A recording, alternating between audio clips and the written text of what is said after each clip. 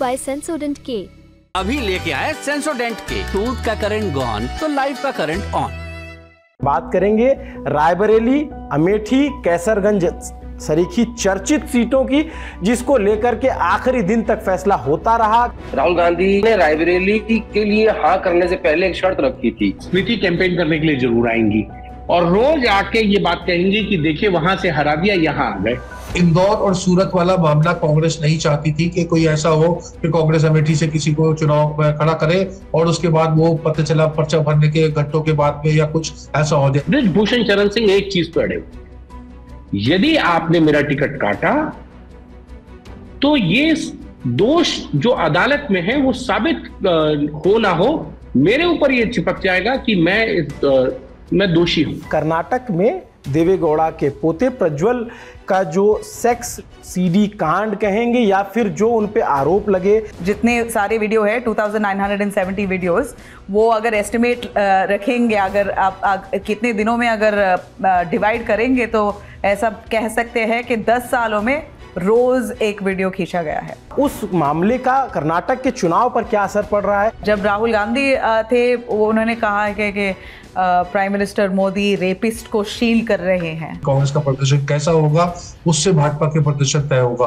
तो ये बात जो है ये भाजपा को भी पता है और इसीलिए देखिए आप कांग्रेस के ऊपर बहुत तीखे हमले होते हैं। प्रियंका गांधी वहां खुद को सेशन करेंगी और वो अपने ऊपर लेके चुनाव लड़ेंगी और जिससे आपको लगेगा कि आज जो अमेठी का चुनाव इंटरेस्टिंग नहीं लग रहा है, ये बहुत इंटरेस्टिंग होने वाला है।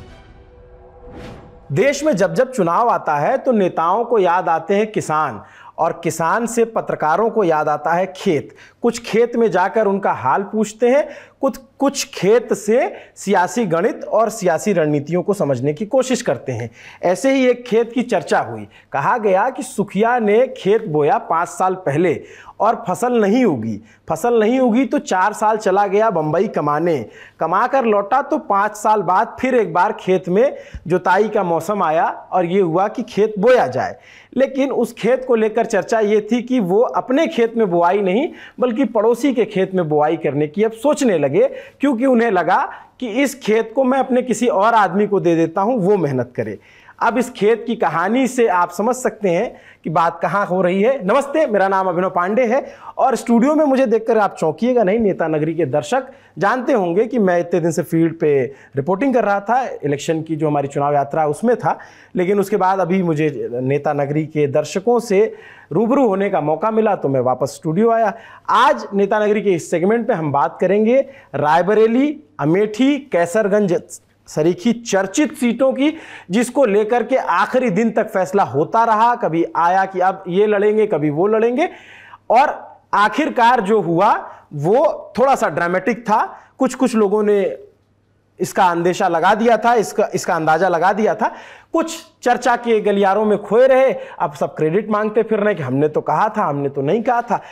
और इसके अलावा बात होगी कर्नाटक के जो सेक्स टेप आया उसको लेकर के और देश की राजनीति में क्या चल रहा है, 400 पार के नारे का क्या हुआ, जो ध्रुवीकरण या तुष्टीकरण की राजनीति है उस पर लोग क्या सोचते हैं। इन तमाम चर्चाओं पर बात करने के लिए हमारे साथ जुड़े हुए वरिष्ठ पत्रकार और ऑथर रशीद किदवई जी। किदवई जी, आपका बहुत बहुत स्वागत है। इसके साथ ही हमारे साथ जुड़े हुए आदेश रावल, जो लोकमत से जुड़े हुए हैं और वरिष्ठ पत्रकार हैं, कांग्रेस पर नजर रखते हैं, पैनी नजर रखते हैं, उनका भी स्वागत है। आशीष मिश्रा जी, जो एसोसिएट एडिटर हैं इंडिया टुडे मैगजीन के, उनका भी बहुत बहुत स्वागत है। लखनऊ ब्यूरो में के वो हेड हैं और लखनऊ क्या पूरे उत्तर प्रदेश की राजनीति को बहुत करीब से देखते हैं। इसके अलावा हिमांशु मिश्रा जी पॉलिटिकल एडिटर हैं इंडिया टुडे ग्रुप के, वो हमारे साथ जुड़े हुए हैं।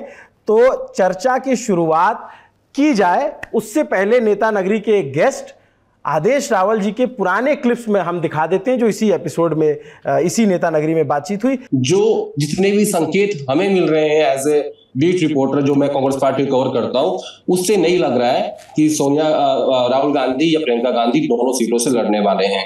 जहां तक मेरी जानकारी है, प्रियंका गांधी इस बार लोकसभा चुनाव नहीं लड़ेंगी, ये डिसाइड हो चुका है। इसके पीछे का तर्क ये है कि अगर तीनों गांधी संसद में आ जाएंगे, अगर वो जीत जाती हैं तो उससे ऑलरेडी गांधी परिवार पर आरोप लगते हैं परिवारवाद के, तो ये संदेश ठीक नहीं जाएगा। इसलिए प्रियंका गांधी लोकसभा चुनाव नहीं लड़ेंगी। अब आज वायनाड में वोटिंग हो रही है, और तो मुझे लगता है कि आज रात को राहुल गांधी दिल्ली आएंगे। अगले 2 दिन में इस बात का फैसला गांधी परिवार करेगा कि क्या करना है। अगर राहुल गांधी लड़ेंगे तो वो अमेठी से नहीं, रायबरेली से लड़ेंगे, लेकिन ये फैसला गांधी परिवार करेगा। तो शुरुआत आदेश जी आप ही पे आ जाते हैं, आप ही से करते हैं। भाई साहब, कहाँ से आती हैं खबरें आपके पास, और कब पता चल गया था, कौन सी मीटिंग हुई, क्या हुआ, कुछ अब थोड़ा खुल के बता दीजिए। पहले तो मैं आपको लोगों का आभार प्रकट करता हूँ ललन टॉप का, कि आप लोगों ने क्रेडिट दिया, और क्योंकि आज के इस दौर में होड़ मची है क्रेडिट की, और मुझे उम्मीद नहीं थी कि आप लोग ये पुराने क्लिप निकाल के चलाएंगे।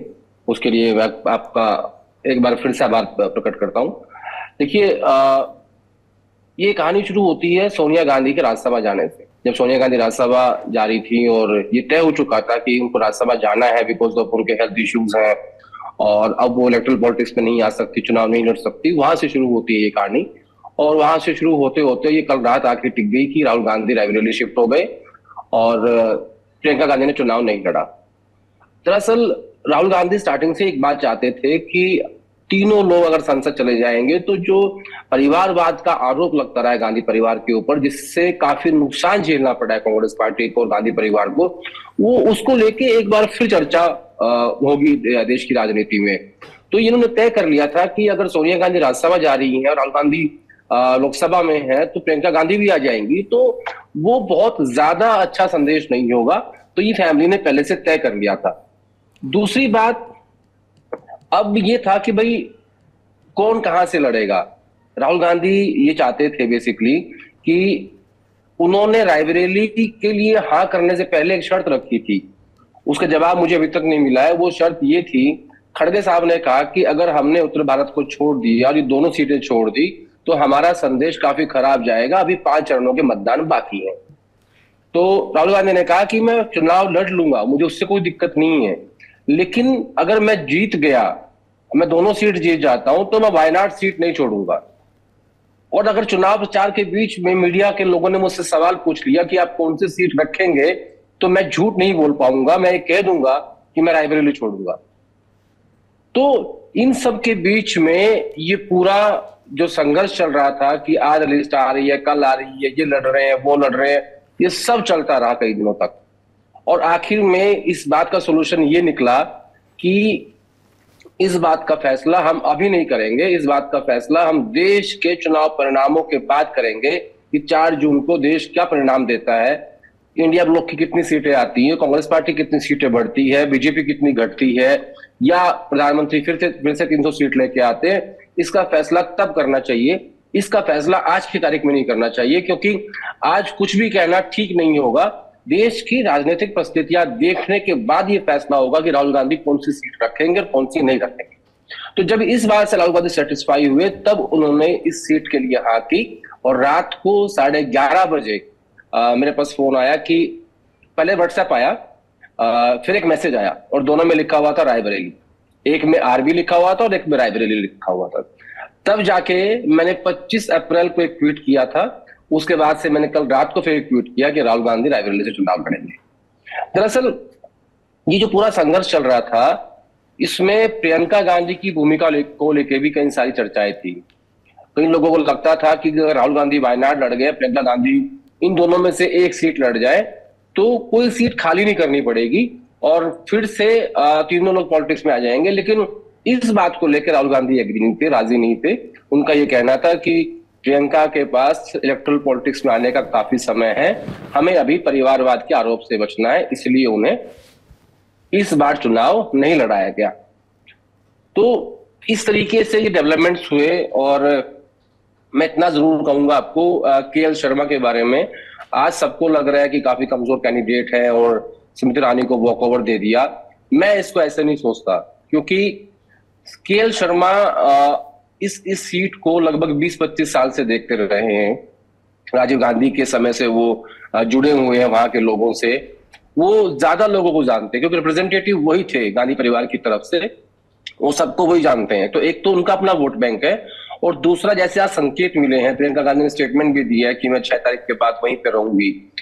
दूसरा, गांधी परिवार ही वहां पे चुनाव लड़ेगा क्योंकि उन्हीं की साख दांव पे लगी हुई है, और हो सकता है कि आखिरी में झोली फैला के ये कह दे कि हमें वोट दे दीजिए, तो ये एक संदेश देने की कोशिश है। और जैसा हम ही अभी कुछ देर पहले बात कर रहे थे, रचित गिरवई जी बता रहे थे, बोल रहे थे कि अगर किशोरी शर्मा हारते तो कोई खबर नहीं होगी, और अगर उल्टा हो जाता है तो बहुत बड़ी खबर होगी। तो इसको ऐसे भी देखना चाहिए, क्योंकि हर राजनीति में हर चीज का एक मैसेज होता है, संदेश होता है, और वही देने की कोशिश यहाँ पे हुई है। मैं ये नहीं कहता कि कोई स्ट्रॉन्ग कैंडिडेट दे दिया केएल शर्मा के रूप में, लेकिन इनसे बेहतर इनके पास कोई था नहीं जो अमेठी के लोगों को जानता हो, समझता हो, जिनसे संबंध हो, जिनको काम किए हो, जिनको मोबिलाइज किया हो, इनके दुख सुख में जाना हो, वो सिर्फ केएल शर्मा ही थे। और अगर अमेठी के किसी स्थानीय नेता को दे देते तो वहां के जो गुट हैं उनके अंदर झगड़ा हो जाता, इसलिए यह फैसला किया गया कि केएल शर्मा ही बेहतर हैं। और एक स्थिति ऐसी भी आई थी अभिनव बीच में कि जहां राहुल गांधी ने बिल्कुल मना कर दिया था कि वो नहीं लड़ेंगे, तो उस स्थिति में फिर ऑल्टरनेट पे काम किया गया, और वो ऑल्टरनेट था कि केएल शर्मा तो कॉमन थे, दोनों परिस्थिति में लड़ते, वो ऑल्टरनेट था सुप्रिया श्रीनेट। सुप्रिया श्रीनेट के कागज भी नॉमिनेशन के तैयार कर दिए गए थे, लेकिन आखिर में सोनिया गांधी और मल्लिकार्जुन खड़गे और प्रियंका गांधी और केसी वेणुगोपाल, इन सब के बीच चर्चा हुई, लंबी चर्चा हुई, और राहुल गांधी को कन्विंस किया गया कि हाँ ये हमारा तर्क है कि आप इसलिए लड़िए। तो उसके बाद वो राजी हुए, और इसी लिए आज नामांकन उन्होंने अपना रायबरेली से कर दिया है। अब सवाल ये कि भाई अमेठी क्यों नहीं गए? दरअसल सोनिया गांधी ये चाहती थी कि ये मेरी सीट है, कांग्रेस प्रेसिडेंट की सीट है, राहुल गांधी पूर्व अध्यक्ष है, इंदिरा गांधी यहाँ से लड़ी हैं, अध्यक्ष की सीट है, ये उनकी प्राथमिकता थी कि राहुल गांधी रायबरेली से ही लड़े, इसीलिए इस सीट का फैसला किया गया। आशीष जी, मैं आप पे भी आता हूँ। उत्तर प्रदेश में इसका क्या मैसेज गया है कि अमेठी से राहुल गांधी नहीं लड़े और रायबरेली से लड़े? तो यह गांधी परिवार ने रायबरेली को प्राथमिकता दी, अमेठी को नहीं दी, उसको लेकर के क्या मतलब लोगों में क्या चर्चा है और आप इसको कैसे देखते हैं? नहीं देखिए, लोगों में तो यही चर्चा थी कि अमेठी से पहले चर्चा थी कि राहुल गांधी शायद लगे, जो चल रहा था। अमेठी और रायबरेली दोनों को लेकर एक चर्चा थी कि बस कोई ना कोई गांधी परिवार के लोग लड़ेंगे। कल तक यही हो रहा था कि अमेठी में तो रथ भी तैयार हो गया था, मैं कल वहां लोगों से संपर्क में था पूरा। देखिए चर्चा इसको जो यहाँ स्थानीय लोग, देखिए अब बहुत जो आप ग्राउंड में जाएंगे तो काफी चेंज हो गया है। मैं पिछले 6 महीना पहले मैं गया था कि जो रायबरेली की मैंने स्टोरी की थी कि रायबरेली में जो कांग्रेस के प्रोजेक्ट थे वो किस तरह से पेंडिंग हो गए, पड़े हुए थे। तो मैं केएल शर्मा से मिला था, काफी 2 दिन मैं इसके साथ बैठा। देखिए रायबरेली में जो कांग्रेस का जो मैंने समझा है, वहां पर रायबरेली की जो जनता है वो अभी तक जो गांधी परिवार है उनकी जो महिला नेता रही हैं उनसे बहुत अच्छा क्रेडिट कर रही थी हमेशा। अब ये कांग्रेस का भी एक बहुत नया प्रयोग है राहुल गांधी, क्योंकि वहां पे क्या है कि इंदिरा गांधी, सोनिया गांधी, इनसे तो जनता बहुत कनेक्ट कर रही थी, और जब भी सोनिया गांधी लड़ी थी तो प्रियंका गांधी आकर वहां पर प्रचार करना और सब करती थी। तो जनता जो है वहां पर खासकर महिलाओं के बीच में, जो वहां पे क्या है कि रायबरेली में एक बहुत बड़े पैमाने पर जब इनकी सरकार थी तो सेल्फ हेल्प ग्रुप्स शुरू किए थे जो महिलाओं के द्वारा संचालित थे। तो उसमें सोनिया गांधी का और प्रियंका गांधी का काफी अच्छा पैठ था, जाके उनके बीच बैठना, मसाले बनाती थी वो लोग सब। अभी भी थोड़ा बहुत करता है क्योंकि अब चूंकि फाइनेंशियली थोड़ा सा उसमें डाउनफॉल हुआ है। तो उनका जो महिला, गांधी परिवार की जो महिलाओं से उनका रायबरेली की जनता का बहुत अच्छा कनेक्ट था। अब राहुल गांधी वहां लड़ रहे हैं और प्रियंका गांधी वहां पर प्रचार कर रही हैं। 19 के बाद से आज के डेट में आप जमीन में जाएंगे तो जो जितना 19 में भाजपा ने वहां तैयारी की थी उससे थोड़ा सा उसकी 1-2 कदम तैयारी आगे है। मतलब मैं आपको बताऊं कि 2022 का जब इलेक्शन होता है, खत्म होता है इलेक्शन, उसके बाद से ही भाजपा ने खासकर कुछ सीटें ऐसी चिन्हित कर ली थी यूपी में कि जहां पर कांग्रेस या विपक्षी दल का कोई हाई प्रोफाइल नेता चुनाव लड़ेगा। कन्नौज थी, उसमें मैनपुरी थी, आजमगढ़ थी, रायबरेली थी और अमेठी थी। अब उन्होंने उसको वहां पे कास्ट का कॉम्बिनेशन करना शुरू किया। रायबरेली में क्या है कि पारसी कम्युनिटी जो है वो काफी अच्छी संख्या में है। 2019 के चुनाव में बसपा वहां लड़ी गई थी। 14 में बसपा को वहां पे 60,000 वोट मिले थे। इसके बावजूद वहां पे 1,60,000 वोट से जीत पाई थी सोनिया गांधी। तो पहला क्या किया कि वहां पे जो रायबरेली का जो जिला अध्यक्ष है उसको हटाकर पारसी कम्युनिटी का जिला अध्यक्ष बनाया गया। उसके बाद नंबर 2 वहां पर ब्राह्मण अच्छी कम्युनिटी में है, संख्या में है, तो पीयूष मिश्रा को लाया गया वहां पर जिला प्रभारी बनाकर।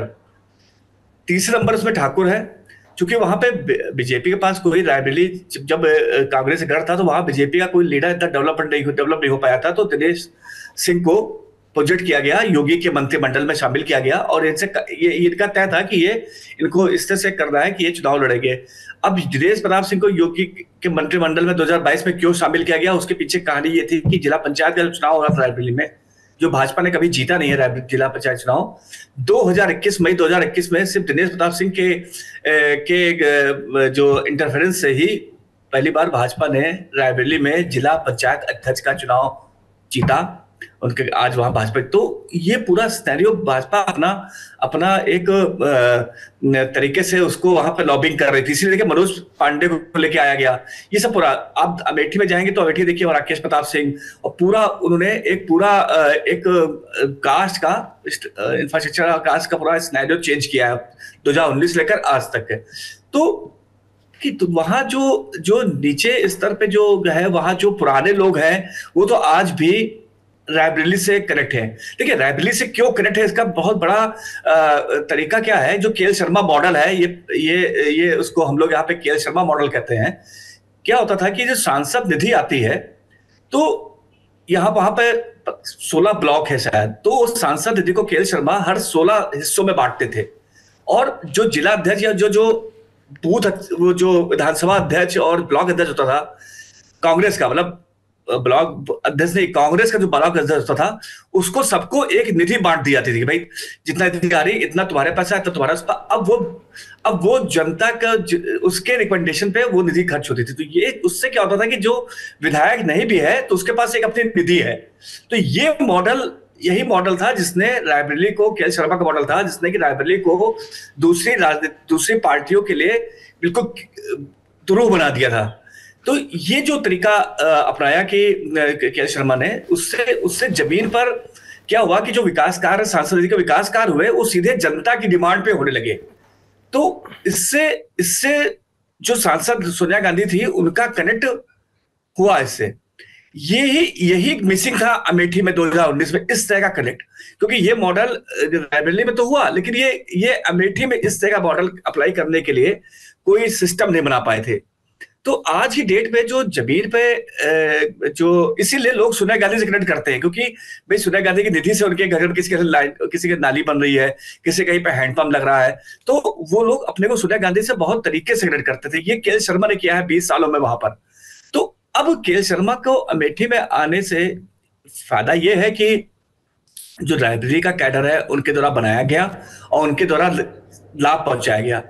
वो दोनों कैडर रायबरेली के साथ अमेठी में मिलके लड़ेंगे, लेकिन अब वो कितना चैलेंज दे पाएंगे ये अभी देखना होगा, क्योंकि पहली बार अभी तो पर्दे के पीछे रहते थे, अब पहली बार वो पर्दे के आगे आकर कैसे मुद्दे उठाते हैं। स्मृति ईरानी जो कि बीते 1-1.5 महीने से वहां पे लगातार कैंप कर रही हैं, उन्होंने भी अपना एक जमीनी संगठन तैयार किया है बीजेपी संगठन के पैरेलल में, तो ये भी देखना होगा। लेकिन हाँ, ये है कि रायबरेली में तो खासकर इसको लेकर चर्चाएं पॉजिटिव हैं, खासकर राहुल गांधी को लेकर, और राहुल गांधी ज्यादा वहां पर क्रेज प्रियंका और सोनिया गांधी का है, इनके ऊपर बहुत डिपेंड करेगा कि ये कितना अपना रायबरेली से जनता से कनेक्ट करके वोट राहुल गांधी ला पाती हैं।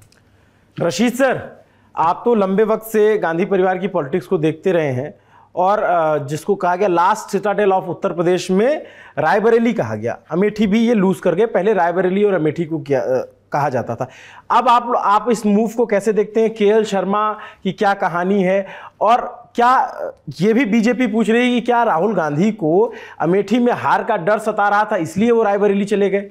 देखिए, हार का डर तो हर राजनीतिक दल को और हर व्यक्ति को होता है जो चुनाव लड़ता है, क्योंकि चुनाव में हार और जीत होती है, और जीत जो होती है वो बड़ी सौभाग्य की बात मानी जाती है, और पराजय बहुत लंबे अरसे तक नुकसान पहुंचाती है। तो इस संदर्भ में देखिए, पहली बात तो हमें ये देखना चाहिए कि के.एल. शर्मा का चयन क्यों किया गया। किशोरी लाल जो है वो, जैसे सब जानते हैं, 1983 से जुड़े हुए हैं, हमारे मित्र आशीष मिश्रा जी ने काफी विस्तार से बताया कि कैसे कॉन्स्टिट्यूएंसी दिखाते थे, क्योंकि देखभाल करते थे। लेकिन सबसे बड़ी वजह मुझे लगता है इन हालात में जो ये सूरत और इंदौर मॉडल था, या जो अहमदाबाद ईस्ट की सीट में हुआ कि कांग्रेस का प्रत्याशी जो कांग्रेस से जुड़ा रहता था वो कांग्रेस छोड़ करके उसने अपना टिकट वापस कर दिया और जाके वो भाजपा से मिल गया। और ये ऐसी संभावना, इस तरह की जो चुनावी मतलब जो हथकंडे हम कहते हैं वो उससे अमेठी में भी दिखाए जा सकते थे। तो इसलिए कांग्रेस का नेतृत्व जो था, शीर्ष नेतृत्व बहुत ज्यादा सतर्क था, सावधान था। वो अमेठी में कोई इस तरह की भूलचूक नहीं करना चाहता था कि किसी ऐसे व्यक्ति को वहां टिकट मिल जाए और उसके बाद फिर भाजपा उसको अपनी तरफ कर ले। तो एक ये रणनीति का हिस्सा था। भरोसे की बात देखी गई किशोरी लाल के बारे में। और दूसरी बात ये हुई कि सबसे बड़ा जिसका हम लोग ज्यादा चर्चा नहीं कर रहे, जो कि आशीष ने उसकी तरफ इशारा भी किया, वो गठबंधन का बड़ा दबाव था। देखिए, जब सीटों की बात हुई तो उत्तर प्रदेश में ऐसी 34 सीटें हैं जहां जो इंडिया गठबंधन है उसका करीब 40% के करीब उसका वोट परसेंटेज है, और 43 सीटें ऐसी है जिसमें भाजपा का मत प्रतिशत जो है वो 50% से ज्यादा है। तो यहाँ पर ये बात हम लोग पत्रकार होने के नाते इस बात पे बड़ा जोर लगा रहे हैं कि साहब अमेठी कौन जीतेगा, रायबरेली कौन जीतेगा। लेकिन जो राहुल गांधी या जो इंडिया गठबंधन का तालमेल है या अखिलेश यादव, उनके लिए बड़ा महत्वपूर्ण ये है कि उत्तर प्रदेश में गठबंधन का प्रदर्शन कैसा हो। और जैसा ये कि 34 सीटों के ऊपर अगर मेहनत होती है और उसमें अखिलेश यादव का ज्यादा भूमिका रहेगी और कांग्रेस के मिलजुल के, कि क्या वहां के ऊपर कुछ ऐसा बाजी पलटी जा सकती है। क्योंकि अगर नरेंद्र मोदी और भाजपा को रोकना है और उनको सत्ता से वंचित करना है तो उत्तर प्रदेश का बहुत बड़ा उसमें रोल है। उत्तर प्रदेश में अगर 350 पार होगा तो भी उत्तर प्रदेश का बड़ा रोल है, और 300 से कम सीटें अगर भाजपा की आती है तो उसमें भी उत्तर प्रदेश का बहुत बड़ा रोल होगा। उस रणनीति के तहत राहुल गांधी वहां के ऊपर चुनाव लड़ने गए हैं। कुछ चीजें और भी हमें ध्यान में रखनी चाहिए, क्योंकि जो बात कही जाती है कि प्रियंका गांधी को क्यों नहीं लड़वाया गया। देखिए, देश में चुनाव जो हो रहे हैं, तीसरे चरण का, चौथे चरण का, पांचवें चरण का, इसकी 240 से ज्यादा लोकसभा सीटें अगर राहुल गांधी, प्रियंका गांधी अमेठी रायबरेली से चुनाव लड़ने लग जाते हैं तो प्रचार कौन करता है। और दूसरी बात ये भी है कि प्रियंका गांधी राजनीति में राहुल गांधी के 15 साल बाद आई है, तो तब राहुल गांधी बहुत ज्यादा सीनियर है। और प्रियंका गांधी की एक अपनी खुद इच्छा है, वो आज की नहीं है, शुरुआत से ही है, वो राहुल गांधी को कामयाब देखना चाहती है। और इसीलिए उनका होता है कि मतलब राहुल गांधी जो है, जैसे हम अंग्रेजी में कहते हैं, फर्स्ट अमंग इक्वल्स रहे। तो आज जो देश में आप देखिए कि चुनाव हो रहे हैं, कोई भी राजनेता जो है 2 जगह से चुनाव नहीं लड़ रहा है। ये सिर्फ और सिर्फ राहुल गांधी को इस तरीके का ये सौभाग्य मिला है या उनको एक मौका मिला है कि वो 2 जगहों से चुनाव लड़ रहे हैं। और इससे उनका एक दूसरा पहलू भी है कि नरेंद्र मोदी उसमें राहुल बना, नरेंद्र मोदी चुनाव करने की कोशिश करेंगे और इंडिया गठबंधन को कटघरे में खड़ा करने करेंगे। लेकिन मुझे लगता है मोटे तौर पर चुनाव लड़ने का फैसला जो है वो सिर्फ और सिर्फ इस वजह से हुआ है कि उत्तर प्रदेश में एक तो अखिलेश यादव के आंकड़े में जो कन्नौज से खुद लड़े कि कुछ उत्तर प्रदेश में जो है भाजपा की सीटें कम की जा सके, उसके प्रयास के लिए, उस प्लानिंग के तहत राहुल गांधी चुनाव लड़ रहे हैं। उसके बाद क्या होगा, जैसे आदेश भी कह रहे थे, फिर बाई इलेक्शन कौन लड़ेगा, ये तमाम बात की बातें हैं। अभी की बात यह है कि किसी तरीके से भाजपा को उत्तर प्रदेश में घेरा जा सके, चुनौती दी जाए। ये कांग्रेस खेमे की बात हुई। मैं आता हूं हिमांशु जी के पास, जो बीजेपी खेमे में क्या चल रहा है उस पर बताएंगे। लेकिन मैं तो आपका दोस्त हूं, तो जो कैमरे पे दिख रहा है वो तो मैं बताऊंगा ही, वो तो मैं पूछूंगा। जो कैमरे के पीछे हो रहा था वो भी आपको बता देता हूं। जब हम ये नेता नगरी शुरू करने वाले थे तो हम लोग माइक वाइक टेस्टिंग वेस्टिंग करते हैं। उस समय हिमांशु जी जो है वो मजे ले रहे थे आदेश जी से और कह रहे थे डरो मत। ऐसा क्यों कह रहे थे आप? तक सबसे बड़ा कारण ये था, मैं जस्ट प्रधानमंत्री ने जो कहा मैंने उस पर कहा। अच्छा। और मैंने पिछली बार भी आदेश को कहा था कि हर बार जो है आपसे कहा जाता है कि आप थोड़े से राइट हो जाइए। ये पिछले नेता नगरी के शो में भी मैंने कहा था, इस बार भी। हाँ। और यही बात जो है पैनल प्रोड्यूसर ने कहा कि फ्रेम ठीक नहीं है, आप इधर हो जाइए। तो डरो मत, ये एक नॉर्मल वे में कहा, लाइटर वे में कहा। दूसरी चीज, अगर आप मुझसे सवाल पूछ रहे हैं कि दिनेश प्रताप सिंह क्यों, तो आशीष भाई ने, राशिद जी ने ये बात बताई। लेकिन दिनेश प्रताप सिंह एक मजबूत आदमी है, 3 बार के एमएलसी हैं। मैं पिछली बार जब पोलिंग हो रही थी तो रायबरेली गया था, उनके भाई वहां से विधायक हैं और जिला पंचायत उन्होंने बनवाई है। सोनिया गांधी के खिलाफ उनको लेके आया गया था भारतीय जनता पार्टी, उसमें उनको वॉकओवर नहीं देना चाहती थी। और सोनिया गांधी की जीत का मार्जिन लगभग 1,65,000 से थोड़ा सा ज्यादा था। और उसमें कई नाम थे। भारतीय जनता पार्टी एक्सपेरिमेंट करना चाह रही थी अदिति सिंह के नाम पे, या मनोज पांडे, या अन्य कोई और व्यक्ति, लेकिन फाइनली दिनेश प्रताप सिंह पर जो है वो मोहर लगी। उनको पहले मंत्री बनाया गया और फिर उनका कद को और बढ़ाया गया। लेकिन दिनेश प्रताप सिंह के लिए एक भारतीय जनता पार्टी के लिए अच्छी चीज क्या है दिनेश प्रताप को लेकर, वो ये है कि दिनेश प्रताप सिंह जो है वो बीएसपी में भी रह चुके हैं, समाजवादी पार्टी में भी रह चुके हैं, कांग्रेस छोड़कर वो भारतीय जनता पार्टी में आए। तो जो 4 प्रमुख पार्टियां हैं उन सभी में दिनेश प्रताप सिंह रह चुके हैं जी। और भारतीय जनता पार्टी के लिए उनसे बेहतर उम्मीदवार रायबरेली में नहीं हो सकता था। कुछ खबरें चली कि वरुण गांधी को उतार सकती है भारतीय जनता पार्टी, जो मुझे लगता है कि एक सेक्शन ऑफ से चलाई गई। लेकिन मुझे लगता है भारतीय जनता पार्टी ऐसा नहीं करना चाह रही थी कि वरुण गांधी को चुनाव लड़वा दे वहां से। भारतीय जनता पार्टी भी बहुत अच्छी तरीके से जानती है कि वरुण गांधी वहां से चुनाव नहीं लड़ना चाहेंगे। अगर राहुल हो या प्रियंका हो, वो उनके खिलाफ नहीं चुनाव लड़ेंगे। और इसीलिए दिनेश प्रताप सिंह का चयन हुआ। स्मृति ईरानी पिछले 1-1.25 महीने से वहां डटी हुई है, लगातार काम कर रही है। जो बात आशीष भाई ने कहा कि संगठन अपना काम कर रहा है वहां पे, और स्मृति ईरानी का एक जो अपना पैरेलल सिस्टम है वो और काम कर रहा है मजबूती से। और मैं एक चीज शायद राशिद जी भी कहना, मुझे लगता है कि उसको नोट नहीं कर पाए आशीष भाई भी, वो ये कि जब स्मृति ईरानी 2014 में लोकसभा चुनाव हार गई थी राहुल गांधी से 1,60,000 वोटों से, उसके बाद उन्होंने 19 से 20 बार वहां गई थी वो अमेठी में, और उनका एक प्रतिनिधि वहां रहता था जो लोगों की बातों को रखता था, समस्याओं को जानता था, जो काम करवाने होते थे सेंट्रल गवर्नमेंट की तरफ से, जो नए प्रोजेक्ट नई परियोजनाओं को लाने का काम लगातार स्मृति करती रही। वो राहुल गांधी कहीं ना कहीं अमेठी में मिस कर गए। अब वो उसका क्या नफा होगा क्या नुकसान होगा वो एक अलग विषय है।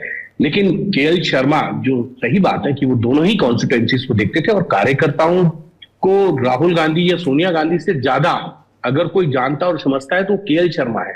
और इसीलिए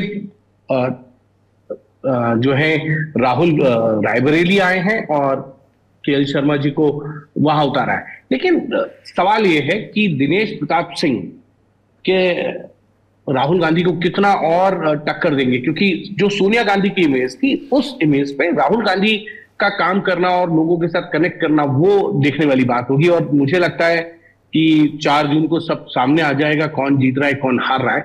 लेकिन चुनाव बड़ा इंटरेस्टिंग हो गया इन दोनों सीटों पे। नहीं, लेकिन हिमांशु जी मैं एक चीज जानना चाहता हूँ, जैसे कांग्रेस में तो उहापोह की स्थिति थी, जैसा आदेश जी ने बताया, रशीद जी ने बताया। बीजेपी में क्या उहापोह की स्थिति थी कि आखिरी वक्त तक इंतजार करना पड़ा दिनेश सिंह के नाम के ऐलान का, जबकि मनोज पांडे की भी दावेदारी थी, अदिति सिंह की भी चर्चा, और चर्चा आपने बताया कि वरुण गांधी की भी थी। लेकिन मुझे लगता है कि एक सेक्शन की तरफ से, एक सेक्शन की तरफ से बहुत ज्यादा, लेकिन राजनीतिक पार्टियां वेट कर रही थी कि कांग्रेस की तरफ से कौन कैंडिडेट आए, और वरुण गांधी के ना लड़ने की एक वजह यह भी है कि अंत तक उन्होंने वेट किया। लेकिन जब उनको लगा कि 4-5, मेरे ख्याल से 4:15 बज रहे थे कल, जब दिनेश प्रताप सिंह के नाम की घोषणा हुई, तो उसके बाद साफ हो गया था कि अब भारतीय जनता पार्टी ज्यादा वेट करने के मूड में नहीं है। और ये खबर भी आने लगी थी कि राहुल या प्रियंका में से दोनों में से कोई आएगा, तो दिनेश प्रताप सिंह का नाम फाइनल कर दिया। और जो आपने कहा ना वरुण गांधी वाला, तो उस पे ये है कि भाई इतिहास से पार्टियां सीखती हैं। मेनका गांधी भी राजीव गांधी के खिलाफ चुनाव लड़ चुकी थी, और वो कितने अंतर से हारी थी ये सबको पता है। इसके अलावा आदेश वो लेकिन देखिए, मैंने कहा मेनका लड़ी राजीव गांधी के खिलाफ, वो एक अलग विषय है। लेकिन वरुण का आज भी राहुल गांधी और प्रियंका गांधी के साथ एक बातचीत अभी भी है भाई बहनों में, वो उस कारण उस चीज का सम्मान भी करते हैं। अच्छा। और जब 2014 के अंदर वरुण सुल्तानपुर से चुनाव लड़ रहे थे, तो प्रियंका गांधी कहीं कुछ कैंपेन कर रही थी, तो मैंने वरुण गांधी को फोन किया था कि शायद उन्होंने वो कुछ प्रियंका आपके खिलाफ कह रही है, तो उन्होंने कहा वो कह लें, लेकिन मैं उनके खिलाफ नहीं। मैं 2014 की बात बता रहा हूँ। अच्छा, तो वो पारिवारिक संबंध बीच में आ जाते हैं। आदेश जी ये बताइए, रॉबर्ट वाड्रा साहब बहुत मांग कर रहे थे कि देश भर से मांगे आ रही हैं कि मैं चुनाव लड़ूं, अमेठी से लड़ूं, कहीं से लड़ूं, तो उनका पत्ता कैसे कट गया? वो तो परिवार के आदमी है, फिर वही बात आ जाती क्या? नहीं, देखिए, हर बार ही ऐसा वो देश के कोने कोने से आवाज आती है और वाड्रा साहब जो है वो प्रत्याशी खुद को घोषित कर लेते हैं। 18 इंटरव्यू दिए उन्होंने। हाँ। और कहा कि पूरे देश से आवाज आ रही है और मैं लड़ूं, ऐसा मतलब कार्यकर्ताओं की मांग है, अमेठी की मांग है। लेकिन ये मांग ना परिवार के भीतर से उठती और ना पार्टी के अंदर से उठती। ये हर बार की तरह, मतलब इसमें कुछ नया नहीं लगता मेरे को। और उनको ये लगा था कि जिस हिसाब से खबरें आ रही हैं कि कोई लड़ने के लिए राजी नहीं है इन दोनों सीटों से, तो उनको शायद लगा होगा कि शायद मेरी बात बन जाए, लेकिन उनकी बात नहीं बनी हमेशा की तरह। और 2019 के चुनाव में भी उन्होंने काफी प्रयास किए थे, लेकिन फाइनली अहमद पटेल ने इंटरव्यू किया था और फिर ये शांत बैठे थे। और इस बार इन्होंने ये सब कैमरे के सामने किया और पिछली बार कैमरे के बगैर किया था। तो जाहिर तौर पर उनकी इच्छा है लड़ने की, लेकिन पहले आपको आपकी जनता के बीच में या मीडिया के बीच में आप जा रहे हैं, वहां पे आपका छवि खराब हो, इससे अच्छा है कि आप अपने घर में बैठ के पहले बात कर लें और फिर सार्वजनिक मंच पे जाएं। लेकिन पता नहीं क्यों हर बार की तरह इस बार भी ऐसा हुआ। और मुझे कोई आश्चर्य नहीं हुआ इसमें अभिनव जी, क्योंकि इसमें कुछ भी नया नहीं था मेरे लिए। अच्छा, आपको लगा होगा कि ऐसा क्यों कर रहे हैं। दरअसल वो उनकी अपनी एक इच्छा है, वो लड़ना चाहते हैं। लेकिन जैसे मैंने कहा कि जो प्रियंका गांधी का नंबर नहीं आ रहा है, क्योंकि बात परिवारवाद की हो रही है, तो उनका नंबर कैसे आएगा? अभी वो कतार में है, जैसे हम किसी को फोन करते हैं ना, हाँ। कहते हैं अभी आप कतार में। हाँ। वो अभी वाड्रा साहब जो कतार में, अभी कतार में ही रहेंगे लंबे समय तक, जब तक। देखिए, जब जिस दिन प्रियंका गांधी इलेक्ट्रल पॉलिटिक्स में आ जाएंगी, मुझे लगता है कि उसके बाद कोई नैतिक अधिकार बनेगा उनका ये कहने का कि नहीं, मैं चुनाव लड़ना चाहता हूँ या मैं भी चाहता हूँ कि मैं लोकसभा जाऊं। उस दिन तो उनके दरवाजे पक्के बंद हो जाएंगे। आज तो फिर भी वो झांक सकते हैं दाएं बाएं से, कोशिश कर सकते हैं, कह सकते हैं बात, उसके बाद तो बोल भी नहीं पाएंगे। तो अभी वो कतार में। अच्छा, एक चीज ये बताइए कि जैसे आप लोगों से ही पता चला मुझे कि केएल शर्मा जी सोनिया गांधी का रायबरेली में लंबे समय तक उनका काम देखते रहे, तो केएल शर्मा को रायबरेली से क्यों नहीं लड़ाया गया? राहुल गांधी अमेठी से भी तो लड़ सकते थे। एक मैसेजिंग जाती, लोगों में ये मैसेजिंग गई, या सोशल मीडिया पे बहुत सारे लोगों के ट्वीट पढ़ रहा था, तो वो लोग कह रहे हैं कि राहुल गांधी डर गए, इससे कांग्रेस कार्यकर्ताओं का मनोबल डाउन होगा। ये सब जो चल रहा है, आप लोग की नजर है इस पे? मैं सुबह से देख रहा हूं कि सिर्फ एक ही चीज चल रही है कि राहुल गांधी भाग गए, या जो आपने हिमांशु जी से पूछा था डरो मत वाली बात, जो पीएम ने भी शायद कही है। राहुल गांधी हमेशा अपने कार्यकर्ताओं को या अपनी पब्लिक रैली में या पार्टी की मीटिंग्स में कहते हैं कि डरो मत, तो उस बात को वहां से उठाया गया है। और केएल शर्मा सोनिया गांधी की नहीं, जब राजीव गांधी सांसद थे तो इन विधानसभाओं को एक एक इंचार्ज बनाया गया था, तो उनमें से एक विधानसभा के इंचार्ज केएल शर्मा थे, और राजीव गांधी के समय से लेकर आज तक वो वहां पे हैं। और राशिद साहब बता रहे थे कि जब राहुल गांधी वहां पे हारे तो उन्हें अमेठी से हटा के काफी सीमित कर दिया गया था। ये कहा था कि आपने वहां के लोगों का अच्छे से ख्याल नहीं रखा, जो आपका काम था, इसलिए अब आप जो है यहाँ पे काम नहीं करेंगे। और मैं कई सालों से देख रहा था कि ये दिल्ली ज्यादा रहते थे भारतीय राष्ट्रीय कांग्रेस के दफ्तर में। तो अब आपने कहा कि ऐसा क्यों किया गया? ऐसा किया गया सोनिया गांधी की मांग के ऊपर। सोनिया गांधी ये चाहती थी कि ये मेरी सीट है, कांग्रेस अध्यक्ष की सीट रही है, राहुल गांधी पूर्व अध्यक्ष है, वो वहां से लड़े, और ये इंदिरा गांधी की सीट रही है। और जैसा मैंने कहा कि अमेठी में गांधी परिवार ये संदेश देना चाहता है कि हमारे एक छोटे से कार्यकर्ता ने स्मृति ईरानी को हरा दिया, अगर केएल शर्मा उसमें कामयाब हो जाते हैं तो, क्योंकि गांधी परिवार की साख दांव पे लगी हुई है। केएल शर्मा को मैं ज्यादा कुछ नहीं मानता, वो उनकी पहचान गांधी परिवार के साथ ही है, उनके बगैर वो कुछ नहीं है। तो इसलिए मुझे लगता है कि ये एक संदेश देने की कोशिश की है, ये स्ट्रैटेजिक वो है, मतलब उम्मीदवारी तय की गई है, क्योंकि केएल शर्मा ज्यादा लोगों को जानते हैं अमेठी में। उन्होंने अपने काफी लंबा समय वहां पे बिताया है, वहां के लोग, वहां के कार्यकर्ता। और जैसा मैंने पहले भी रिपीट किया था, एक बार चर्चा हुई थी कि किसी लोकल कार्यकर्ता को दे दो, तो उसमें होता क्या है कि जैसे पिछली बार एक एमएलसी दी थी किसी लोकल कार्यकर्ता को, शायद दीपक सिंह को दी थी, उसके बाद वहां पे ना कई गुट बन गए कि हमें क्यों नहीं दिया। अगर इस बार भी किसी लोकल को देते तो फिर वही सवाल उठते और वहां पे जो गुटबाजी है लोकल वो कांग्रेस पार्टी की या इनके लोगों की वो हावी हो जाती, इसलिए केएल शर्मा को चूज किया। अब आपने बात कही कि मैसेज खराब जा रहा है कि डरो मत, भागो मत, वो सब देखिए जैसे हम लोग सोचते हैं ना पॉलिटिक्स को, ऐसे ये बड़ी फैमिलीज या बड़े नेता नहीं सोचते। वैसे इनको पता है कि हमारी आलोचना होगी, लेकिन कब तक करेंगे, 1 दिन हो जाएगी, 2 दिन हो जाएगी, चर्चा होगी, फिर कोई तीसरा मुद्दा आएगा। तो ये डिफरेंट सोचते हैं। और जैसा मैंने कहा कि अगर केएल शर्मा हार गए तो कोई चर्चा नहीं होगी, अगर वो जीत गए तो आप और हम फिर यहीं पे चर्चा कर रहे होंगे कि हुआ कैसे चमत्कार, किसने हरा दिया। लेकिन मैं फिर कह रहा हूं कि उनका कोई स्टेक नहीं लगा हुआ है, स्टेक पूरा का पूरा गांधी परिवार का है। और मुझे लगता है अगर वो हारेंगे वो भी गांधी परिवार की हार होगी और जीतेंगे वो भी गांधी परिवार की जीत होगी।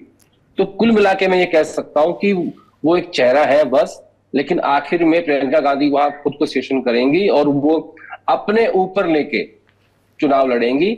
और जिससे आपको लगेगा कि आज जो अमेठी का चुनाव इंटरेस्टिंग नहीं लग रहा है, ये बहुत इंटरेस्टिंग होने वाला है। जी आशीष जी, एक इंटरेस्टिंग सीट कैसरगंज की भी है, अंतिम वक्त तक वहां भी टिकट फाइनल नहीं हो पाया। किसका फोन आया, किसको आया और क्या बात हो रही थी? वो जो तस्वीरें हमने देखी फिर पैर छुआ गया, कुछ उसकी कहानी बताइए। ब्रजभूषण शरण सिंह। नहीं देखिए, ब्रजभूषण शरण सिंह को लेकर काफी दिनों से अटले चल रही थी। पहली बात क्या है कि जब अमित शाह जब अपने गुर्बत के दिन थे तो यूपी से 3 लोग उन्होंने उनकी मदद की। उसमें पहला नाम है योगी आदित्यनाथ का, दूसरा नाम है ब्रजभूषण सिंह का और तीसरा नाम है सुरेश खन्ना का। 2012 का विधानसभा चुनाव था, मैं सुरेश खन्ना को कवर करने गया था, वो नॉमिनेशन करने जा रहे थे। तब अरुण जेटली आए थे उनके नॉमिनेशन करवाने। तब मैंने जब देखा तो मैंने देखा एक आदमी जो है थोड़ा सा दाढ़ी बड़ी हुई है, वो उनके ड्राइंग रूम में बैठा है। उन्होंने कहा कि अरे शाह साहब आप बैठिए, हम बस आते हैं अभी, और उनका सेवा कर। तब मैंने जीवन में पहली बार अमित शाह को देखा था वहां उनके इसमें, आप समझ लीजिए। तो क्या था कि आप उसके बाद इनके रिश्ते थोड़ा सा ब्रजभूषण सिंह के रिश्ते योगी जी से खराब हो गए और अमित शाह से उनके रिश्ते हमेशा अच्छे बने। अभी भी उनके रिश्ते अच्छे थे लगातार। चूंकि मैं कैसरगंज का ही रहने वाला हूँ, गोंडा का, तो इनके लोग, चूंकि मेरे फादर भी जर्नलिस्ट रहे तो शुरुआत से इनसे टच में भी रहा हूँ, तो ये लोग टच में थे। अमित शाह ये चाहते थे कि इनके परिवार में इनकी जो वाइफ है उनको टिकट दे दिया जाए, इनके परिवार दे दिया जाए, लेकिन जो अब उनकी वाइफ के ऊपर ज्यादा फोकस था, क्योंकि जो लड़का था वो भी अभी कभी उसने कोई चुनाव लड़ा नहीं था। तो लेकिन ब्रजभूषण सिंह बिल्कुल अपने पे लड़े हुए थे, मतलब वो चाहते थे कि मैं ही लड़ूंगा, नहीं तो मैं तो कोई नहीं लड़ेगा। यही पूरा हर्डल चल रहा था, उनको मनाने का पूरा सिस्टम चल रहा था। अमित शाह यहाँ पे आते हैं, लखनऊ में आते हैं एकदम से, जब अब फाइनल कर रहा है तो कुछ तुरंत ब्राह्मण नेताओं के भी नाम आए।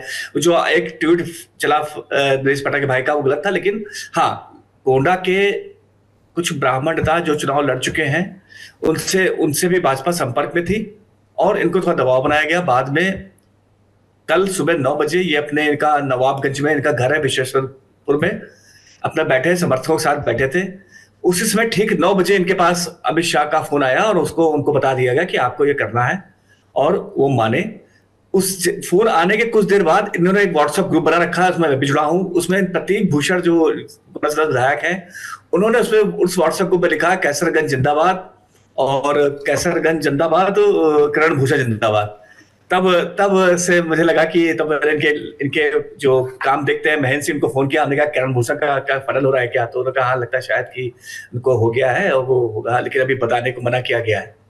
तो ये पूरी इस तरह से प्रक्रिया रही, क्योंकि कि इस तरह के उनको मतलब प्रतीक भूषण का भी नाम था कि प्रतीक भूषण को लड़ा दे, क्योंकि एक ही परिवार से 2 लोग, एक विधायक है, फिर आप परिवारवाद पे भाजपा कह रही, तो प्रतीक भूषण का भी नाम आया कि आप अपनी पत्नी नहीं लड़ना चाहते तो जो बड़ा लड़का है प्रतीक भूषण उसको चुनाव लड़वा दीजिए, जो गोंडा सदस्य विधायक है। लेकिन बिल्कुल ही वो राजी नहीं थे, वो कहते नहीं लड़ूंगा तो निर्दलीय लड़ जाऊंगा। तो इसको लेकर पूरा चलता रहा, 1 महीने भर का ये पूरा चलता रहा कि कभी पाला उधर पड़ता, कभी उनको ग्रिल किया जाता था, कभी चीजें बताई जाती थी। इसमें चूंकि इन्होंने क्या किया कि इन्होंने एक हाई कोर्ट में दिल्ली में एक केस दायर किया, उसकी सुनवाई पड़ गई 12 में। अगर उसकी सुनवाई में कुछ कोर्ट निर्णय लेकर अपना आदर्श सुरक्षित कर लेती तो हो सकता है इनको ही टिकट मिल जाता, लेकिन वो चूंकि पार्टी चाह रही थी कि भाई अगर इनको टिकट दे दे और बाद में कोर्ट का निर्णय कि उनके अगेंस्ट आ गया तो दिक्कत हो जाएगी, और उधर कर्नाटक वाला मसला उधर सब आ ही गया था, तो पार्टी भी दबाव में थी। फिर जब अमित शाह ने आकर यहाँ पर लखनऊ में मीटिंग ली तो इनको भी समझाया गया, तो उन्होंने पूरे अमित शाह की बात का पूरा सम्मान रखा और उसके बाद इनको कर्ण भूषण को टिकट मिला। ये कहानी थी उसके पीछे की। तो वो जो फोन हम लोग देख रहे थे वो अमित शाह जी का फोन था?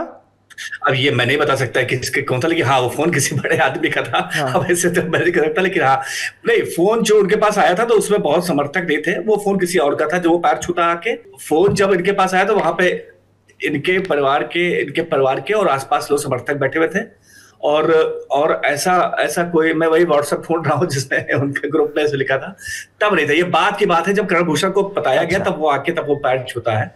ये तब उसका उनके पास फोन आने लगे थे इनके पास एक्चुअली में। अच्छा, एक तो उन्होंने उस वक्त जो है ये भी कहा कि दबदबा था, दबदबा बना रहेगा, और आपने भी एक बार हमारे नेता नगरी में कहा था कि उनको टिकट ना मिले कोई बात नहीं, लेकिन उनके मर्जी के बिना टिकट नहीं मिलेगा। तो ऐसा क्या है ब्रजभूषण की पॉलिटिक्स में जब उनके ऊपर इतने गंभीर आरोप लगे हैं? नहीं देखिए, जो गोंडा में कैसरगंज का इलाका है और वहां पर उनका पैठ इसलिए है, देखिए क्या है कि किसी का भी सुख दुख हो, कुछ भी हो, तो वो उनका कनेक्ट है, वो हर सुख दुख में उनके परिवार का, वो नहीं जा पाए तो उनकी वाइफ जाती हैं, नहीं तो उनका लड़का आता है। और वो थोड़ा सा एक ब्रजभूषण सिंह की इमेज भले ही दबंग की, लेकिन उनकी एक इमेज दूसरे भी है कि थोड़ा सा मदद करने वालों की, और उन्होंने अपनी एक फौज बना रखी है। तो कैसरगंज इलाके में उनको पूरा समर्थन बाकी। अभी मैं बता रहा हूं कि आप देखिएगा कि हो सकता है कि कैसरगंज इलाके में भाजपा सबसे ज्यादा यूपी में जीतने वाले कैसरगंज हो, क्योंकि ये जो मसला हुआ, इससे ब्रजभूषण सिंह के प्रति एक सिंपैथी हो गई। जनता को वहां लगता है लोकल में कि इन्होंने भले ही बहुत सारे इस तरह से काम किए हो, लेकिन इस मामले में ये दोषी नहीं है, तो ये उनपे एक सिंपैथी भी चल रही है उसमें। दूसरी बात क्या है कि आप नंदिनी नगर जो उनका इलाका है, वहां पे जो इन्होंने अपनी कुश्ती का जो सेंटर बनाया है, वो मैंने इसको स्टोरी कवर करने गया था, वो देश का सबसे बढ़िया सेंटर, फॉरेन कोच वाला सेंटर, और सबसे बड़ी बात यह है कि फ्री में बच्चे आते हैं। अगर आप में अगर टैलेंट है तो पूरी आपको कोचिंग, पूरा खाना, रहना, उसके अलावा उनके कॉलेज में पढ़ना, वो सब फ्री। तो इससे क्या हुआ कि आसपास के लोग, जो लड़के बॉक्सिंग में या कुश्ती में या स्पोर्ट्स में अपना भविष्य चाहते हैं, वो उनके यहाँ वहां पर रहकर रहते हैं। तो मैं आपकी बात से ही जुड़ता हुआ मैं एक चीज वहां पे हिमांशु जी के पास जाना चाहूंगा। हिमांशु जी, ये बताइए कि ये यहाँ पे बता रहे हैं कि ऐसा ऐसा करते हैं, तो क्या इसका असर हरियाणा में होगा, और खास करके जाट वोटों में? क्योंकि भाई उनके बेटे को टिकट दो या उनको टिकट दो, राजनीति को समझने वाले लोग तो यही समझते हैं। और बीजेपी कहती है कि हम परिवारवाद के खिलाफ हैं, तो ब्रजभूषण के एक बेटे विधायक हैं, दूसरे बेटे को सांसदी का टिकट दे दिया। तो इन सबको आप लोग कैसे देख रहे हैं? और बाकी हरियाणा वाले सवाल पे आप जवाब दीजिएगा। पहले मैं अभिनव भाई हरियाणा पे जवाब दे देता हूँ। बीजेपी, क्योंकि आदेश भी है, आदेश बता देंगे, बीजेपी हरियाणा में नॉन जाट पॉलिटिक्स करती है। आप देखिए, चुनाव से पहले उन्होंने दुष्यंत चौटाला को अलायंस से बाहर कर दिया।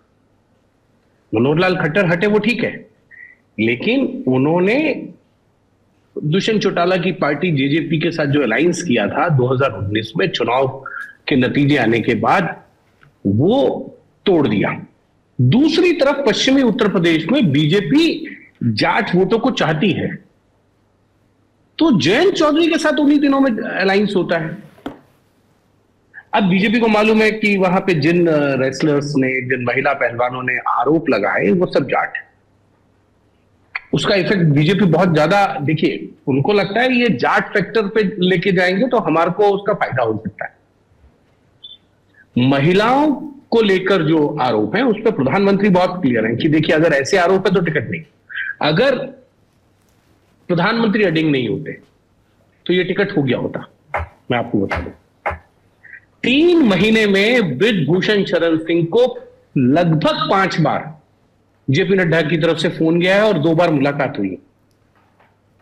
जिस दिन फिरोजाबाद की टिकट अनाउंस की गई उस दिन भी ब्रिजभूषण शरण सिंह को जेपी नड्डा की तरफ से फोन गया और कहा गया कि आप कहें तो आपके परिवार में किसी को भी हम टिकट दे देते हैं, अभी घोषणा कर देंगे, आप हां भर दीजिए। ब्रिजभूषण शरण सिंह एक चीज पर अड़े, यदि आपने मेरा टिकट काटा तो ये दोष जो अदालत में है वो साबित हो ना हो, मेरे ऊपर ये चिपक जाएगा कि मैं दोषी हूं, मेरे ऊपर दोष अभी साबित नहीं हुआ, आप मुझे सजा मत दीजिए। इस बात को लेकर ब्रिजभूषण शरण सिंह अड़ गए थे। भारतीय जनता पार्टी इस बात को बहुत अच्छी तरीके से जानती है। आशीष भाई ने भी बताया कि गोंडा और केसरगंज, पहले बलरामपुर एक सीट होती थी, अब वो खत्म हो गई है, जहां से ब्रिजभूषण शरण सिंह एक बार सांसद भी रहे, उस सीट से अटल बिहारी वाजपेयी भी रहे थे, डिलिमिटेशन में वो खत्म हो गई। खैर 5 सीटों पे इनका प्रभाव है, गोंडा, अयोध्या की, केसरगंज, बहराइच और बाराबंकी। इन सीटों पे कहीं ना कहीं ब्रिजभूषण, और बस्ती की सीट, इन सीटों पे ब्रिजभूषण शरण सिंह कहीं ना कहीं प्रभावी है। ये बात बहुत अच्छी तरीके से बीजेपी का आलाकमान जानता था। दूसरी चीज, एक बीजेपी को एक और चीज है कि राजपूत नाराज है देश भर में, और ब्रिजभूषण शरण सिंह एक अच्छे खासे राजपूत समाज के बड़े नेता हैं, इसमें कोई दो राय नहीं है। राजनाथ सिंह होंगे, योगी आदित्यनाथ हैं, तमाम लोग हैं, लेकिन ब्रिजभूषण शरण सिंह का एक वर्चस्व है और उनकी लोकप्रियता है। 2009 में भी अगर उन्होंने पार्टी छोड़कर समाजवादी पार्टी से चुनाव लड़ा था तो आशीष भाई भी जानते हैं, राजनाथ सिंह से उनकी किसी बात को लेकर कहासुनी हो गई और उसके बाद उन्होंने पार्टी से इस्तीफा भी दिया। खैर न्यूक्लियर डील के टाइम पे दे दिया था वो तो, और छोड़कर समाजवादी पार्टी से लड़े, जीते। 2013 में जब अमित शाह इंचार्ज बने उसके बाद उन्होंने उनका जाके कहा कि मैं बीजेपी से ही लड़ूंगा। ब्रिजभूषण शरण सिंह के लिए, जैसे आशीष भाई ने बताया कि उनके यहाँ नंदनी जो उनका ट्रेनिंग सेंटर है वो एक इंडिया में बेस्ट जगह है जहां रेसलर्स के लिए तैयारी के लिए होता है, कैंप लगते हैं, वहां तमाम तरीके के इक्विपमेंट और वो सारी चीजें हैं। एक चीज और है ब्रिजभूषण शरण सिंह की, जिस गांव में वो रहते हैं, जिस जगह रहते हैं, उसके आसपास के 5 गांवों में उन्होंने हर घर में एक नौकरी दी। और जिस मतलब दी हुई है नौकरी, अब उसका वेतन और वो सारी चीजें अलग है, लेकिन नौकरी जरूर दी है, रोजगार दिया हुआ है। ये उनकी पॉपुलैरिटी और लोगों के बीच आना जाना रहते हैं। वो इन 3 महीनों में कम से कम 5 बार दिल्ली आए। एक बार तो 10 से 12 दिन दिल्ली में थे। जब उन्होंने कैंपेन शुरू कर दिया तो पार्टी ने कहा कि नहीं, अब आप कैंपेन नहीं करिए आप, तो दिल्ली आ गए बुलावे पे। जेपी नड्डा ने उनसे मुलाकात की, उनको कहा, समझाया, वो नहीं माने। अंत में आशीष भाई जो बात नहीं कह रहे मैं कह देता हूं। कल सुबह गृह मंत्री का फोन आया उन्हें 8:57 पर। मैं टाइम के साथ कह रहा हूं क्योंकि मेरा लाइव था, उसी बीच में मुझे कहीं से फोन आने शुरू हो गए थे उनको लेकर। फोन आता है, फोन के बाद उनको कहा जाता है कि देखिए आप मानिए, पार्टी आपसे चाहती है कि आपको टिकट दे, लेकिन सिचुएशन ऐसी है कि यदि आपको टिकट दे दिया तो पार्टी के खिलाफ एक बैठे बिठाए मुद्दा मिल जाएगा विपक्ष को और उसका फायदा हो जाएगा। इस वक्त आप पार्टी की मजबूरी को भी समझिए और पार्टी जो आपसे रिक्वेस्ट कर रही है, आप किसी को कहिए, आपके परिवार में प्रतीक हैं, आपकी पत्नी है जो एक बार सांसद रह चुकी है। आशीष भाई जानते हैं कि उनकी पत्नी सांसद रही हैं एक बार, जब वो टाटा में बंद थे तब उनकी पत्नी वहां से चुनाव लड़ी थी बलरामपुर से, और वो चुनाव जीत गई थी। तो आप पत्नी को, प्रतीक को, किसी को कहिए, तो उन्होंने करण भूषण शरण सिंह का नाम दिया। अब करण भूषण शरण सिंह का एक ही है कि वो उत्तर प्रदेश कुश्ती संघ के अध्यक्ष भी, और जो बात है ना जहां से माहौल बिगड़ा उनका, वो है दबदबा था, दबदबा है और दबदबा रहेगा। अगर ये नहीं हुआ होता तो ब्रिजभूषण शरण सिंह की टिकट भी होती, और दूसरी अदालत में पिछले 1.25 महीने से उन पर जो एक जजमेंट आना है पॉस्को एक्ट में, उसको खत्म करना है या नहीं करना है, वो रुका हुआ है। उसको लेकर खुद उन्होंने एक एप्लीकेशन अभी लास्ट डेट में लगाई थी 2 से 3 दिन पहले जब उनका डेट था, तो 27 तारीख को शायद, माफ कीजिएगा, तो वहां उन्होंने कहा कि भाई आप पूरी की पूरी चीजें सुनिए और उसके बाद दोबारा से आर्ग्यू पे आइए। फिर जो है केस की डेट जो है मेरे को लगता है 27 मई की है। ये सारी चीजें होने के बाद ब्रजभूषण शरण सिंह मान गए अंत में, और उन्होंने कहा कि करण भूषण को टिकट दीजिए। और जिस व्हाट्सएप ग्रुप की बात मुझे कर रहे हैं, मुझे लगता है आशीष भाई कर रहे हैं, उसमें प्रतीक का एक ऑडियो है कि लखनऊ से जो है वो दूल्हा चलेगा, घोड़ी पे सवार होगा, तो दूल्हा सवार हो गया, वो ऑडियो भी है। व्हाट्सएप में क्या चल रहा है वो आप दोनों बता ही दीजिए, क्या चल रहा है। मैं वही देख रहा था कि व्हाट्सएप पे वही सब चल रहा था कि सुबह जब उनका काम शुरू होता है, जब इनके बाद फोन आता है, उसके सिर्फ आधे घंटे बाद ये प्रतीक भूषण उसमें लिखते हैं कि कैसरगंज जिंदाबाद और करण भूषण जिंदाबाद। उसके बाद से ही पूरा माहौल बदला, 16 लोग फोन शुरू करते हैं कि भाई क्या हो रहा है, कौन जीत रहा है, कौन किसको टिकट मिल रहा है। क्योंकि यूपी में सबसे ज्यादा कोई, देखिए मैंने खोला उसको व्हाट्सएप, आप देखिए कि वो पहले लिखते हैं करण भूषण सिंह आपके आशीर्वाद का आकांक्षी, फिर कुछ डिलीट होता है, फिर अच्छा वो ऑडियो क्या था जिसमें डिलीट हुआ? 9:30 बजे करीब फोटो भी पोस्ट करते हैं उसकी। नहीं, वो ऑडियो क्या था जो डिलीट हुआ? ऑडियो कुछ डिलीट किया, उसका एक ऑडियो डाला। यही है नया वाला दूल्हा जो नेताजी बता रहे थे, सब लोग स्वागत का तैयारी करो, टिकट लेके आ रहा है लखनऊ से। ये देखिए, ये जो चले वो लखनऊ से, तो ये ऑडियो पढ़ा सुनाई पड़ रहा हो। नया वाला दूल्हा जो नेताजी बता रहे थे, सब लोग स्वागत का तैयारी करो, टिकट लेके आ रहा है लखनऊ से। मतलब यही है नया वाला दूल्हा जो नेताजी बता रहे थे, मतलब ब्रजभूषण सिंह जी बता रहे थे कि टिकट लेके आ रहे हैं लखनऊ से। ये ब्रजभूषण सिंह की आवाज थी या प्रतीक? नहीं, ये प्रतीक भूषण की आवाज है। फिर वहां के लोग जुटने लगे, फिर करण भूषण सिंह वहां पहुंचते हैं, पैर छूते हैं, ये बात की बात होती है वहां पर। देखिए, राजनीति में कौन बरी है कौन नहीं बरी है ये जनता तय करती, लेकिन जो गंभीर आरोप ब्रजभूषण सिंह पे लगे हुए हैं उसका जो फैसला होगा वो कोर्ट तय करेगा कि जो उन पे पहलवानों के उत्पीड़न के आरोप लगे हैं, जो पॉक्सो का मामला है, उसमें क्या होगा, क्या उनको बरी किया जाएगा या उसमें उनको सजा होगी, ये कोर्ट का जब फैसला आएगा उसके बाद पता चलेगा। हमें जरा वापस से एक बार रायबरेली पे आ जाते हैं। रायबरेली में राहुल गांधी की राय आसान होगी, सोनिया गांधी जितना उन्हें समर्थन मिलेगा, या फिर रायबरेली भी उनके लिए मुश्किल होगी? क्यों मैं पूछ रहा हूं आशीष जी आपसे, क्योंकि मनोज पांडे चले गए, दिनेश प्रताप सिंह जो पहले इन्हीं के हुआ करते थे वो चले गए, अखिलेश सिंह जिनका प्रभाव हुआ करता था तो दाहिना हाथ माने जाते थे वो अब है नहीं, उनकी बेटी अदिति सिंह बीजेपी में है। अमेठी में गायत्री प्रजापति जो है साइलेंट रूप से बीजेपी के साथ रहे राज्यसभा का जब मतदान हो रहा था। इसके अलावा राकेश प्रताप सिंह भी चले गए। ये वो नेता जो इलाके में पकड़ रखते हैं रायबरेली और अमेठी में। तो रायबरेली में राहुल गांधी की राह कैसी रहने वाली है? नहीं, देखिए, रायबरेली में राहुल गांधी की राह 19 में जो जितनी सोनिया गांधी की जो राह थी उससे तो कठिन होने वाली है, क्योंकि 19 के बाद से 24 में बहुत हालात बदल गए हैं।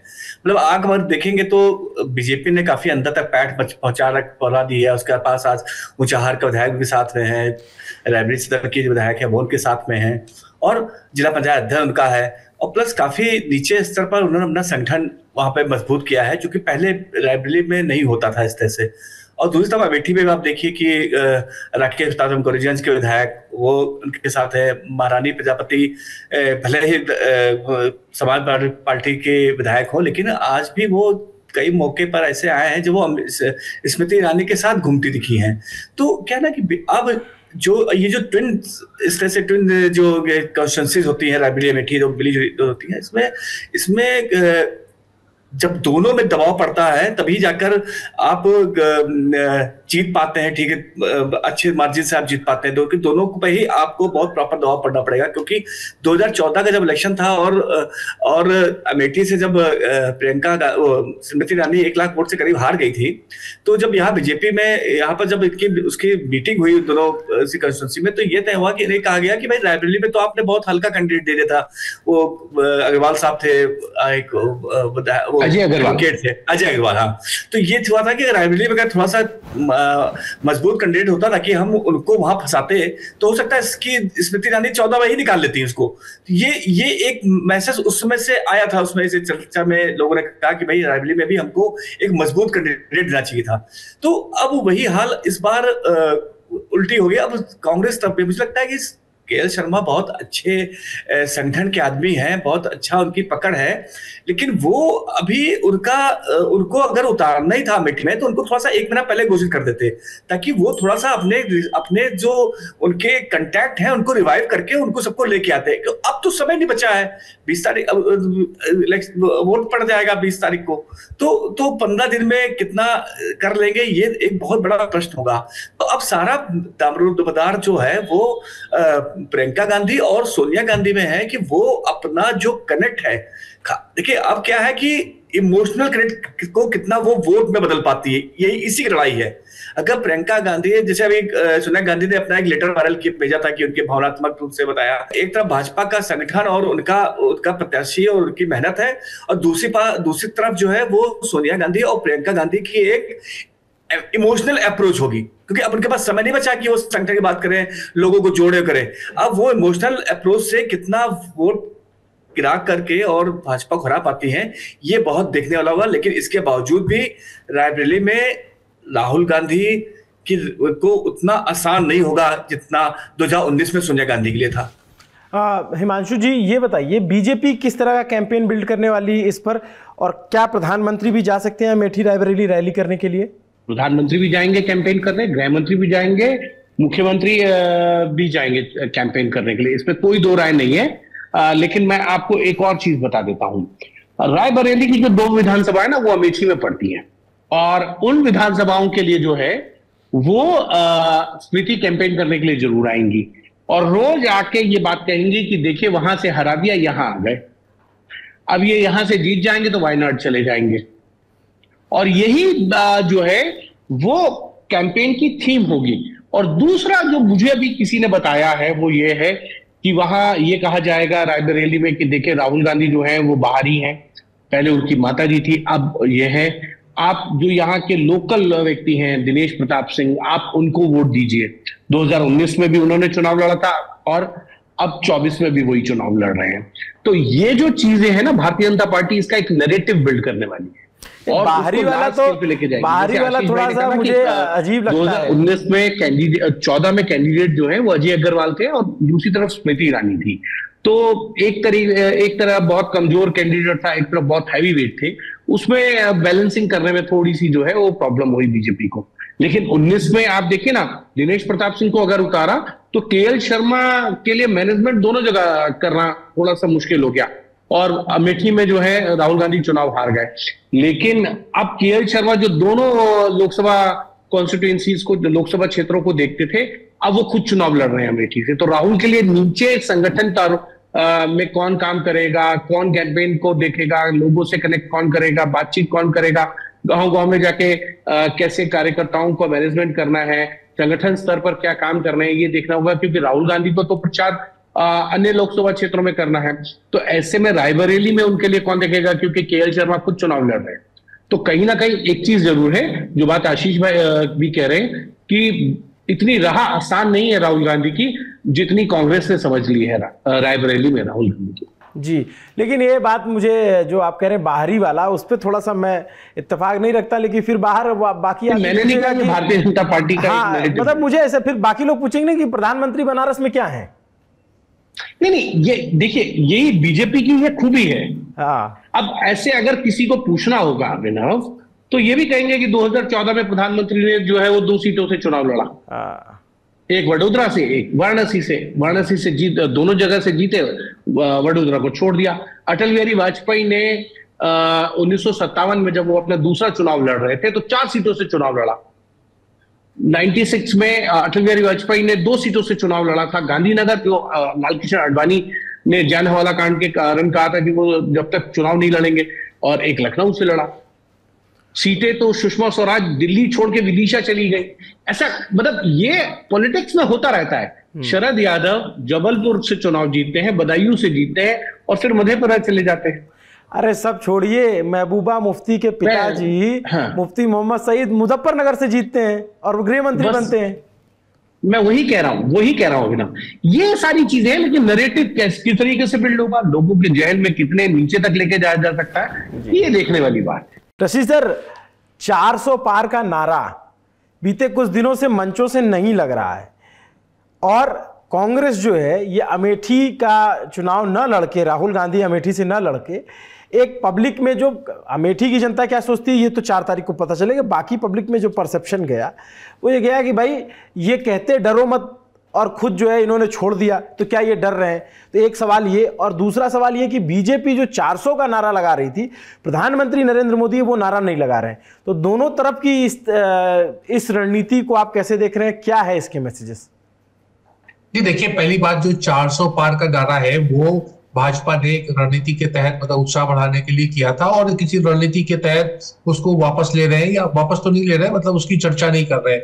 और उसका सबसे बड़ा कारण यह है कि एक तो जो हमने पहले और दूसरे चरण में देखा कि वोटर की थोड़ी सी उदासीनता हुई, उनके कैडर को लगता है कि भाई अगर सब जीत ही रहे हैं तो हमें क्या प्रयास करने का जरूरत है, एक वोट से क्या फर्क पड़ेगा, ये सारी चीजें। और दूसरी जो सबसे गंभीर मामला है जिसपे पूरा एक लंबी चर्चा हो सकती है वो आती है दलित वोटर्स की बात को, क्योंकि आधा अधूरा जैसा भी विपक्ष ने जो एक तरीके का प्रचार किया और एक प्रयास किया कि ऐसा करके दलितों में मैसेज जाए कि जैसे ये 400 का मतलब ये है कि कोई संविधान में बड़ा व्यापक संशोधन होने वाला है और क्या वो आरक्षण से होगा या दलितों के जुड़े हुए मुद्दे जो है, जैसे राहुल गांधी बार बार कहते भी आते हैं कि जनगणना का जाति के आधार पर जनगणना हो और उसमें भागीदारी की बात हो, क्या उससे कुछ वंचित करने का, क्या कुछ उलटफेर करने का इरादा है। तो ये तमाम चीजों से भाजपा को लगा, उनका आकलन हुआ कि इससे फायदा कम और नुकसान ज्यादा है, इसलिए थोड़ा सा जिसे हम कहते हैं बैक टू पवेलियन पे थोड़ा पीछे हट गए, उस गर्मजोशी से उस चीज का जिक्र नहीं हो रहा। देखिए, जहां तक कांग्रेस की बात है, देखिए कांग्रेस के पास में अब जो चुनाव है, तीसरा, चौथा, पांचवा, सारे चरणों में बहुत कुछ पाने को नहीं है, मतलब खोने को नहीं है, पाने को बहुत कुछ है। और उस संदर्भ में वो ये चुनाव लड़ना और राहुल बनाम नरेंद्र मोदी होना, कांग्रेस को उसमें एक संभावना नजर आ रही है कि अगर थोड़ी बहुत सीटें उसकी बढ़ जाती है, 15-20 सीटें भी बढ़ जाती है। जैसे मैं बार बार कहता हूं कि देखिए चुनाव में मैं कोई साइकोलॉजिस्ट नहीं हूं कि बड़े आंकड़ों की बात करूं, बड़े मोटे मोटे तौर पर एक बात तय है कि कांग्रेस की अगर 50 सीटें आती है या 50 से कम, वो भाजपा 350 पार। अगर कांग्रेस की सीटें 75 पार तो भाजपा 300 से आगे नहीं बढ़ पाएगी, और अगर कांग्रेस 100 पार तो भाजपा की जो है वो पूर्ण बहुमत से भी वंचित रहेगी। और जो लोग ऐसा आकलन लगा रहे हैं कि कुछ लोकसभा होगी 250 से ज्यादा भाजपा को सीटें नहीं मिलेगी, 240, उस स्थिति में आ जाएगी। तो कांग्रेस और भाजपा का इस तरीके से लोकसभा के चुनाव में बिल्कुल चोली दामन का साथ है कि कांग्रेस का प्रदर्शन कैसा होगा उससे भाजपा के प्रदर्शन तय होगा। तो ये बात जो है ये भाजपा को भी पता है, और इसीलिए देखिए आप कांग्रेस के ऊपर बहुत तीखे हमले होते हैं और खासतौर से राहुल गांधी को एक तरीके से टारगेट किया जाता है। और इसीलिए अमेठी और रायबरेली जो बहुत ही साधारण सी बात थी, उसका एक बहुत बड़ा जो था कई दिनों तक मीडिया में भी चर्चा रही। ये नहीं, कांग्रेस के कारण बहुत साफ थे, एक तो वो ये नहीं चाहते थे कि कुछ इंदौर सूरत वाला सूरत हाल हो जाए, और दूसरा वो चाहते थे कि राहुल गांधी अगर चुनाव लड़ेंगे तो जीते, क्योंकि अब की वो अगर उत्तर प्रदेश से हारेंगे तो उनका बिल्कुल जो राजनीतिक रूप से अस्तित्व के ऊपर बहुत बड़ा प्रश्न चिन्ह लग जाएगा। जो डायनेस्टी से जुड़ी हुई पार्टियां होती है उन्हें अपने नेता का, शीर्ष नेता का, या फिर जब तक उसको हटाया निकाला ना जाए उसका वो चाहते हैं कि उसका मान सम्मान और गौरव जो है उस राजनीतिक तल में कायम रहे, और वो उसी से होता है जब वो नेता जीतता है, हारने से नहीं होता। तो इसलिए राहुल गांधी को बचाने के लिए वो रायबरेली से उनको टिकट दिया गया ताकि वो जीते, और फिर अगर स्थिति हुई और बाई इलेक्शन हुआ तो उसमें फिर प्रियंका गांधी को शामिल किया जा सके। तो इस तरह से दोनों राजनीतिक दलों की अपनी अपनी रणनीति है। ये पूरी बातचीत, हमारा ये सेगमेंट यहीं तक। इसके बाद हम चलेंगे कर्नाटक, उत्तर प्रदेश और देश की कुछ हिस्सों की राजनीति समझने के बाद अब बात करते हैं जो अति संवेदनशील मुद्दा है, जिसको लेकर के दक्षिण में बहुत ज़्यादा चर्चा है, जिसकी गूंज अब उत्तर में भी सुनाई देने लगी।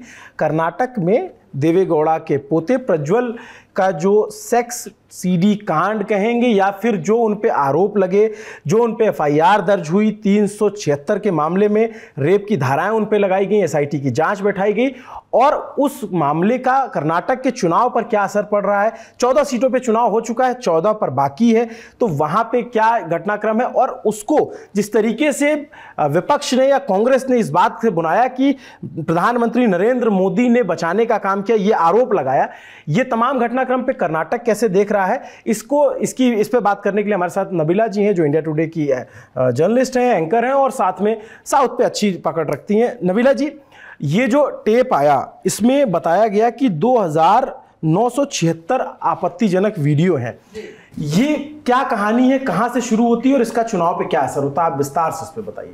जी, मैं ये नहीं कह सकती कि इस पे चुनाव पर असर होगा, क्योंकि जो जेडीएस और बीजेपी का स्ट्रांग होल्ड, जेडीएस का स्ट्रांग होल्ड जो है वो वोक्कलिगा बेल्ट पे है, जहां पर हासन, कोलार, मंड्या सब लोकेट होता है।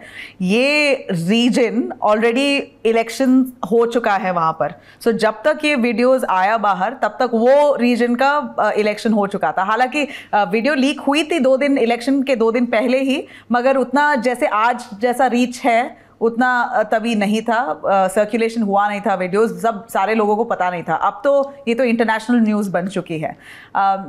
इसके अलावा अगर आप बोले कि ये कितना सीवियर क्राइम है या सीरियसनेस ये इसमें कितना है, मैं बोलूँ कि शायद ही दुनिया में ऐसा कोई केस है जहाँ पर एक 33 ईयर ओल्ड लड़के ने इतने सारे अश्लील वीडियोस लिए हैं। आरोप है, अभी तो प्रूव होना है, आरोप है कि इतने सारे शायद 300 से ज़्यादा विक्टिम्स हैं जो औरतें हैं जिन्होंने कॉम्प्रोमाइजिंग पोजीशंस में उनके साथ वीडियोस खींचा हुआ है, और ये प्रज्वल रेवन्ना उनका वीडियोस खींच रहा है।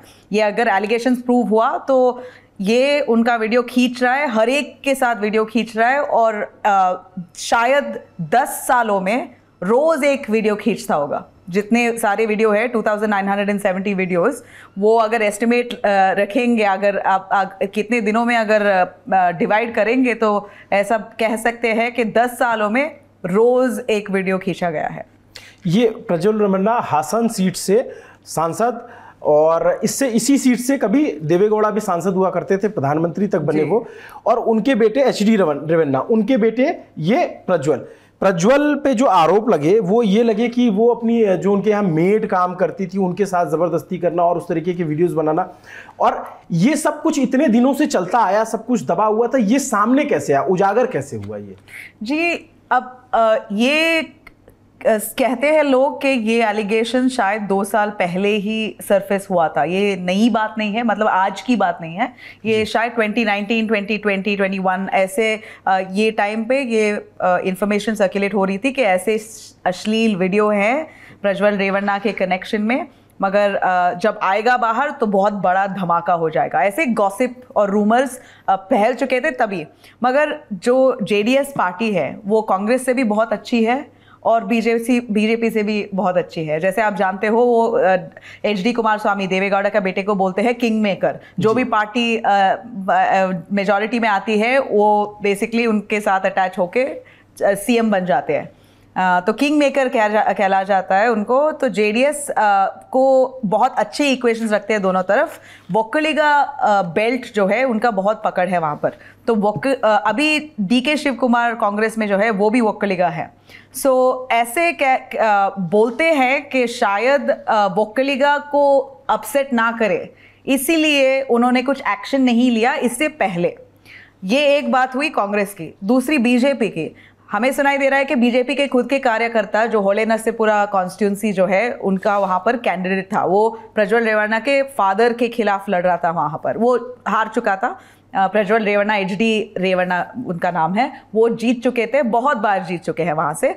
तो शायद ये बंदा जो है देवराजे गौड़ा उनका नाम है, बीजेपी कैंडिडेट, वो 1 साल पहले ही उन्होंने एक मेल लिखा था प्राइम मिनिस्टर मोदी को, होम मिनिस्टर अमित शाह को, जो लोकल लीडरशिप है जैसे बीवाई विजेंद्र, बीएस येडियुरप्पा के बेटे को, वो प्रेसिडेंट है बीजेपी के वहाँ पर, तो उनको सब उन्होंने पत्र लिखा है। अब हमें पत्र मिला है हाथ में, वो सिर्फ अमित शाह का जो पत्र लिखा है वो हमारे पास है एक्सेस, बाकियों का मैं कंफर्म नहीं कर सकती, मगर उन्होंने जो पत्र में लिखा है वो साफ साफ लिखा है कि आप जेडीएस के साथ चुनाव में जुड़िए मत, अगर अलायंस में आप चले गए तो हमें बहुत एम्बैरेसमेंट होगी, शर्म से झुकना पड़ेगा हमें, और ये इलेक्शन के वक्त कांग्रेस यूज कर सकती है हमारे खिलाफ।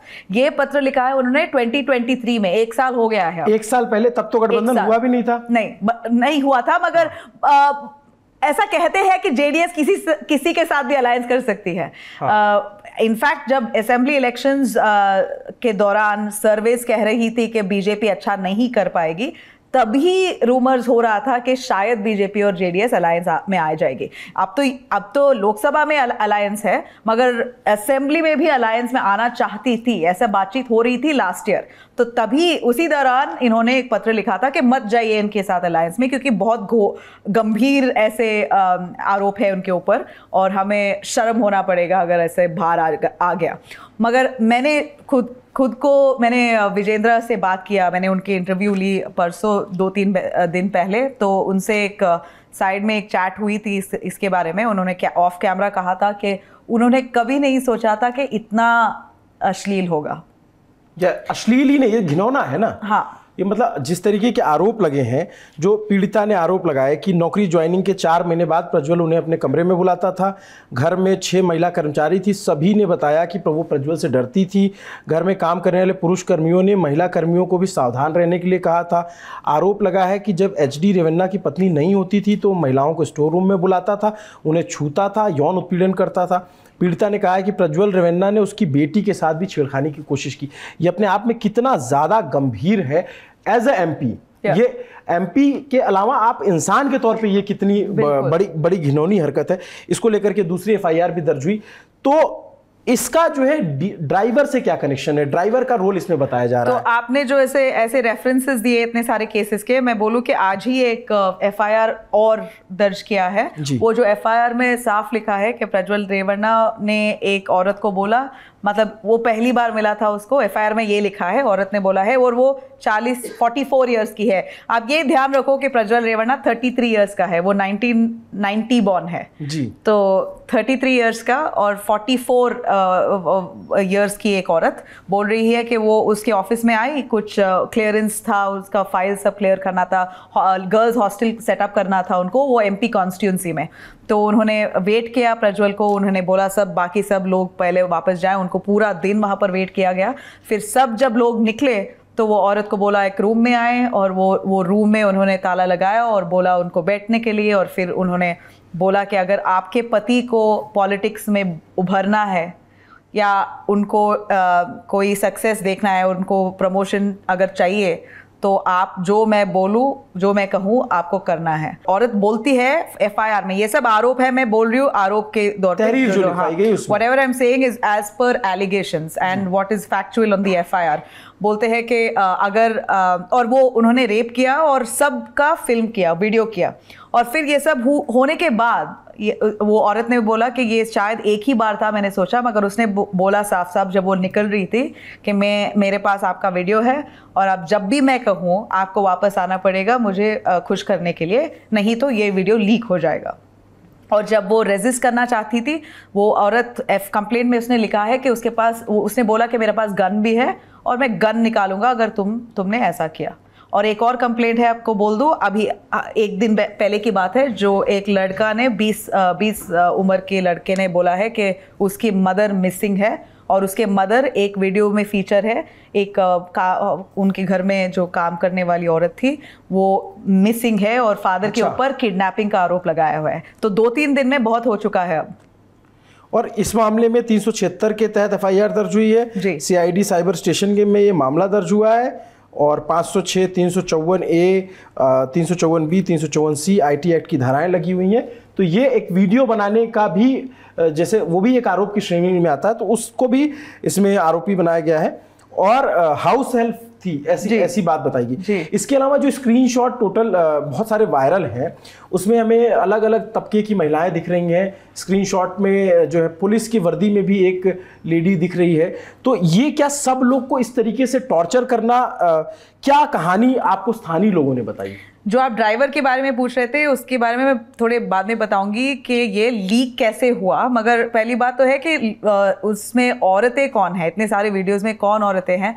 हमें पता चला है कि बहुत सारे औरतें गवर्नमेंट ऑफिसर्स हैं जो उनके साथ रोज़ का कनेक्शन रखते हैं। कनेक्शन मतलब रोज़ का पेपर्स क्लियर करना, उनका परमिशंस लेना, या तो एक उनको कहीं गवर्नमेंट फंक्शन के लिए बुलाना, ऐसे वैसे जो औरतें हैं।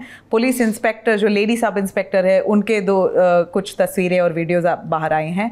पार्टी वर्कर्स जो JDS के कार्डर, ग्रास रूट कार्डर, या और बहुत सारे ऐसे पार्टी के कनेक्टेड लोग, औरतें जो हैं, उनका भी आया है। आप पूछना चाहते थे कि ड्राइवर का मतलब ये कैसे चीजें इतने सालों से चली आ रही थी और वो दबी हुई थी। जैसे आपने बताया कि 2976 जो वीडियोस है, अगर उसको ईयर में काउंट कर दिया तो हर दिन का एक वीडियो होगा 10 साल में। हाँ, तो ये जो है ये मामला सामने कैसे आया, कब लीक हुआ और कब ये, क्या कर्नाटक में पहले से था, नेशनल में बाद में पता चला, क्या कहा? जी, ये सही है कि कर्नाटका में पहले पता चला और अभी नेशनल न्यूज आ चुका है, क्योंकि ये MP है, ये लोकसभा MP है, इनकम्बेंट वहाँ का।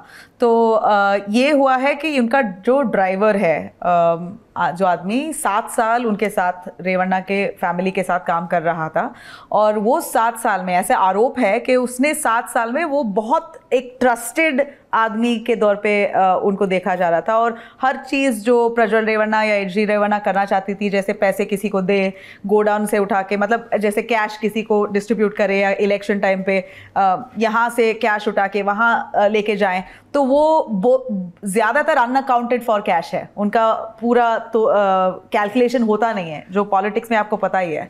तो ऐसा कहा जाता है कि उसने उस दौरान बहुत पैसे बनाए हैं, वो ड्राइवर ने। ठीक है, जैसे ऐसे उठा के, कार्तिक नाम है ड्राइवर का। हाँ, कार्तिक। तो पैसे उठा के उसने जो जमा किए हैं सीक्रेटली, थोड़े पैसे हो गए, मतलब पता नहीं क्या वॉल्यूम क्या है, मगर वो पैसे से उसने एक प्रॉपर्टी उसने खरीदना चाहा, और वो प्रॉपर्टी का वो उसने खरीद लिया। वो प्रोसेसिंग हो रहा था, तब तक HD रेवन्ना के फैमिली को पता चल गया कि उसके ड्राइवर, जो सबसे ट्रस्टवर्दी ड्राइवर है, उन्होंने एक प्रॉपर्टी लिया है। तो उन्होंने उसको हैरेस किया, टॉर्चर किया, बोला कि आप हमारे से चोरी करके आपने एक प्रॉपर्टी पे लगाया है, वो प्रॉपर्टी आरोप है, ये सब आरोप है। मैं सिर्फ बोल रही हूँ जो एलिगेशन जो है, जो आपने प्रॉपर्टी लिया है वो हमारे नाम पे ऊपर डाली। ये मैं आरोप बोल रही हूँ, ये स्टेटमेंट कार्तिक ने खुद दिया है कि ऐसे उसने उनको प्रॉपर्टी हैरिस कर रहे थे, इसलिए हमने छोड़ दिया, ऐसे बोला है कार्तिक ने। तो बेसिकली उनको बोला है कि वो प्रॉपर्टी हमारे नाम पे डाल दो, क्योंकि हमारे पैसे से आपने खरीदा है। तो हैरिस करके उसको फिर वो जॉब छोड़ दिया। तो उसके बाद उसने डिसाइड किया, ड्राइवर ने डिसाइड किया, जो भी वीडियोस है मेरे फ़ोन पे प्रज्वल रेवन्ना के अगेंस्ट, वो मैं लीक कर दूंगा। अब कार्तिक को मिला कैसे ये वीडियोस? जैसे मैंने बोला, वो बहुत ट्रस्टवर्दी आदमी था। तो हर बार प्रज्वल रेवन्ना कहा जाता है कि उसको फ़ोन देता था। जैसे वो अगर स्टेज का कोई फंक्शन हो या कहीं स्पीच देना उसको जाना है, या इनॉग्रेशन के लिए, या काम कुछ करना है जहाँ पर फ़ोन किसी के हाथ में देना पड़ता है, तो वो हर बार कार्तिक के हाथ में देता था। कार्तिक उसका सब कुछ जानता था, जैसे पासवर्ड्स और सब कुछ, और उसने शायद रोज़ का रोज़ 1-2 बार देखा होगा। उसके बाद शायद वो हर बार जब फ़ोन मिलता था वो ट्रांसफ़र कर रहा था वो सब वीडियोस अपने फ़ोन पे। अब क्या इंटेंशन था कार्तिक का पहले से ही पता नहीं, मगर इसने पूरा वीडियोस उसके हाथ में ले लिया था, और जब उसने फायर कर दिया तब उसने डिसाइड किया कि वो रिवेंज ले और इसको लीक करे। बहुत बार ये बाहर आने की कोशिश की, मगर जैसा मैंने कहा, ये बहुत सारे पॉलिटिशियंस जो है इनसे अच्छे हैं, तो उन्होंने दबाने की कोशिश की बहुत बार। और एक इंजंक्शन भी, आप ऐसा पूछ सकते हो कि ये बाहर क्यों नहीं आया। प्रज्वल रेवन्ना और HD रेवन्ना ने एक इंजंक्शन लगाया है कोर्ट पे कि अगर ऐसा कुछ वीडियो बाहर आया, न्यूज़ चैनल या किसी को रिपोर्ट नहीं करना चाहिए, क्योंकि ये डिफेम करने वाली बात है। तो एक इंजंक्शन पहले से लगा हुआ था।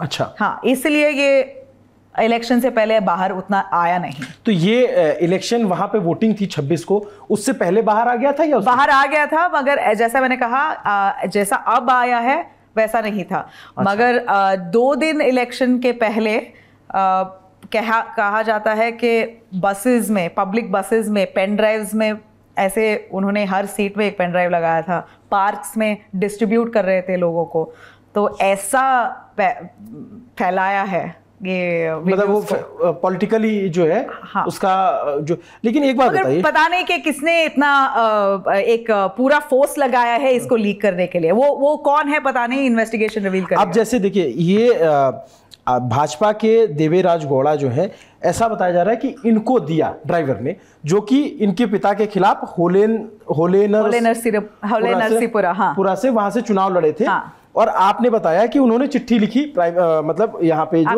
अमित शाह और बड़े नेताओं को कि भाई गठबंधन न करना। उसके बावजूद गठबंधन होता है। और आप देखिए प्रज्वल जब कैंडिडेट एज ए कैंडिडेट चुनाव लड़ता है तो सिर्फ वो जेडीएस का कैंडिडेट नहीं है, कांग्रेस ने आरोप लगाया कि ये एनडीए का कैंडिडेट है जी। और एनडीए की कैंडिडेट के लिए प्रधानमंत्री तक ने जाकर के वोट मांगा जी। तो इसको लेकर के जो राजनीति खड़ी हुई और जिस तरीके से आरोप लगे, तो क्या बीजेपी को इसका नुकसान हो सकता है? जी, जो बिल्कुल हो सकता है, क्योंकि अभी बीजेपी शर्म से अब झुकना पड़ रहा है उनको, मतलब बोल रहे हैं कि हम स्पेयर नहीं करेंगे उनको, सख्त सजा देंगे सब, मगर फिर भी वो अभी भी अलायंस में है। ऐसा नहीं है कि उन्होंने अलायंस टूटा है, और ऐसा नहीं है कि प्रज्वल कोई रैंडम जैसे ऐसे ही कोई कैंडिडेट है। ये तो जेडीएस के supremo founder former prime minister HD Devegowda का पोता है जी। तो प्रज्वल को मैंने सुना है कि उन्होंने, बीजेपी ने भी थोड़ा हेसिटेट किया था उसको टिकट देने के लिए, मगर तब जब डिसीजन हुआ किस किस को देना है टिकट, तो देवेगौड़ा ने बहुत दबाव लगाया कि प्रज्वल रेवन्ना हासन जीत सकता है फिर से, तो उसको टिकट देना ही है। तो जो नेगोशिएशन टेबल में जो था, वो बीजेपी बहुत खुश नहीं थी प्रज्वल को देने के लिए, मगर उन्होंने दबाव में आके, देवेगौड़ा के दबाव में आके दिया। बाहर बात में ही अंदर खाने पहले से थी, इसका मतलब यही पता लगता है जी। इसीलिए तो इंजंक्शन लगाया हुआ था। इंजंक्शन जो कोर्ट ऑर्डर है, आप इंजंक्शन लगा दिए तो फिर कोई ऐसा मीडिया उठा नहीं सकता है इशू को। अभी इतना इशू हुआ है ह्यूमन राइट्स वायलेशंस और रेप और सेक्सुअल हैरेसमेंट, असॉल्ट, इसीलिए अब ज्यादातर न्यूज में है। और जैसे ही चुनाव खत्म होता है उसके अगले दिन ठीक प्रज्वल जर्मनी चला जाता है। जानकारी मिली कि 26 को वोटिंग हुई, 27 को उसने बेंगलुरु से फ्रैंकफर्ट की फ्लाइट ले ली। कांग्रेस नेताओं ने आरोप लगाया कि प्रज्वल को देश से बाहर भेजने में बीजेपी के लोगों ने मदद की, इवन प्रधानमंत्री का नाम कांग्रेस के कुछ नेताओं ने लिया। क्या प्रोसीजर होता है एक एमपी का किसी दूसरे देश में जाने का, और क्या उसको किसी सरकार से क्लियरेंस लेनी पड़ती है? जी, जब एमपी देश से बाहर जाए वो एक पॉलिटिकल क्लियरेंस कहते हैं। मैं उनका इन डिटेल स्पेसिफिक नहीं बता सकती, मगर जो मुझे पता है कि वो पार्लियामेंट्री कमेटी या कुछ एक परमिशन या अपना आइटनरी देना पड़ता है कि हम इस डेट से इस डेट जा रहे हैं, हम ये देश पे जा रहे हैं, उनका वेयरअबाउट्स पता होना चाहिए। ऐसे ही एक एमपी निकल नहीं सकता देश से, एक पॉलिटिकल क्लियरेंस होता है, वो क्लियरेंस उनको लेके जाना चाहिए। मगर अभी कहते हैं जब प्रज्वल निकल गया और ये केस बाहर आ गया तो सब पूछ रहे हैं कि उनका पॉलिटिकल क्लियरेंस लिया नहीं गया है। ये तो सेंटर ने ही कहा है, उसके हमें पता भी नहीं था कि ये निकल रहा था। तो और ये मजाक की बात है कि सेंटर बोल रही है कि कर्नाटका कांग्रेस गवर्नमेंट ने उसको फैसिलिटेट किया निकलने के लिए, मगर कांग्रेस कर्नाटका बोल रही है कि सेंटर ने फैसिलिटेट किया उसको निकलने के लिए, क्योंकि वीजा और पासपोर्ट सब उन्हीं के अंडर आता है, जैसे क्लियरेंस सब उन्हीं के अंडर आता है। तो दोनों तरफ मतलब ऐसे ब्लेम गेम हो रहा है, मगर वो परमिशन के बिना, पॉलिटिकल क्लियरेंस के बिना वो निकल गया। हालांकि उनके फादर कहते हैं कि वो ऐसे ही नहीं निकला, प्री प्लान्ड ट्रिप था, जैसे वो ऑलरेडी टिकट्स उन्होंने बुक कर चुके थे, उनको जाना ही था, वो भागे नहीं इससे, ये प्री प्लान्ड विजिट है और ये जल्द वापस आएंगे, मगर अभी तक वापस आए नहीं। अगर ऐसा कंट्रोवर्सी होता तो कोई भी आदमी आ जाता वापस, अगर वो गिल्टी नहीं होता तो आके इन्वेस्टिगेशन फेस करता। मगर 24 घंटे में पुलिस ने 24 घंटा तो निकल गया। अब एसआईटी टीम ने 24 घंटे में उसको समन किया है, आके इन्वेस्टिगेशन में क्वेश्चनिंग का आप हिस्सा लो, मगर वो आया नहीं अभी तक, अभी भी जर्मनी में बैठा हुआ है। तो अगर गिल्टी नहीं है तो फिर डर क्या, आके फेस कर सकता है, वहाँ बैठने की क्या ज़रूरत है। इसमें एक बात जो ये समझ में आती है कि राजनयिक पासपोर्ट जिसके पास होता है उसको वीज़ा की ज़रूरत नहीं है जर्मनी जाने की, तो कहीं ना कहीं से तो अनुमति लेनी होगी। डिप्लोमेटिक पासपोर्ट होता है जी, डिप्लोमेटिक पासपोर्ट जो है, तो कहीं ना कहीं तो उसको बताना रहा होगा, कहीं ना कहीं अनुमति ली होगी। अब ये कह रहे हैं जो जी परमेश्वर है कर्नाटक के होम मिनिस्टर, वो कह रहे हैं कि हमने लुकआउट नोटिस जारी किया बाद में, जब वो पता भाग गया तो ये तो अपने आप में बड़ा सवाल है कि राज्य सरकार ने लुकआउट नोटिस पहले क्यों नहीं जारी किया, और जब वो जा रहा था डिप्लोमेटिक पासपोर्ट पे तो सेंट्रल गवर्नमेंट को क्यों नहीं खबर थी इसकी? जी देखो, मैं दोनों का गलती नहीं समझती हूँ, क्योंकि जो वीडियोस बाहर आई तब तक एक दिन पोलिंग के अगले दिन था, तो पोलिंग था April 26, तो April 27 को वो बेसिकली निकल गया देश से। April 28 को हुआ है FIR फाइल, April 28 या 29 को FIR फाइल हुआ है, और या April 28 एक दिन पहले FIR से SIT फॉर्म हुआ है। तो जब तक FIR और SIT का एस्टैब्लिश हुआ है तब तक प्रज्वल निकल चुका है। तो अगर किसी के नाम पे FIR नहीं है और SIT फॉर्म नहीं हुआ है और उनके ऊपर आरोप सिर्फ रूमर्स हैं, तो कोई किसी को स्टॉप नहीं कर सकता। हालांकि हाँ, उसको पॉलिटिकल क्लियरेंस मैंडेटरी है क्योंकि वो MP है, मगर उसने लिया नहीं है। पता नहीं किसने उसको जाने दिया, वो अभी भी सस्पेंस में है।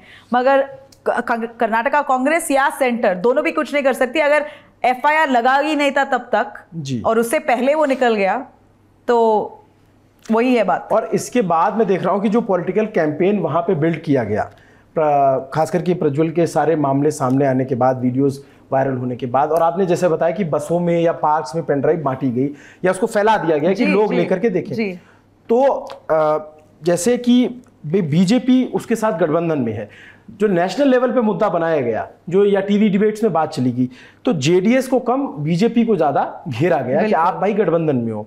और जेडीएस को मैं देख रहा हूं कि उनका जो सोशल मीडिया का जो उनका सिंबल है, वो औरत जो बोझा या जो फसल का जो है वो उठाते हुए क्रॉप, हाँ, अब उसको चेंज करके सोशल मीडिया पे उसको पेनड्राइव बना दिया गया है।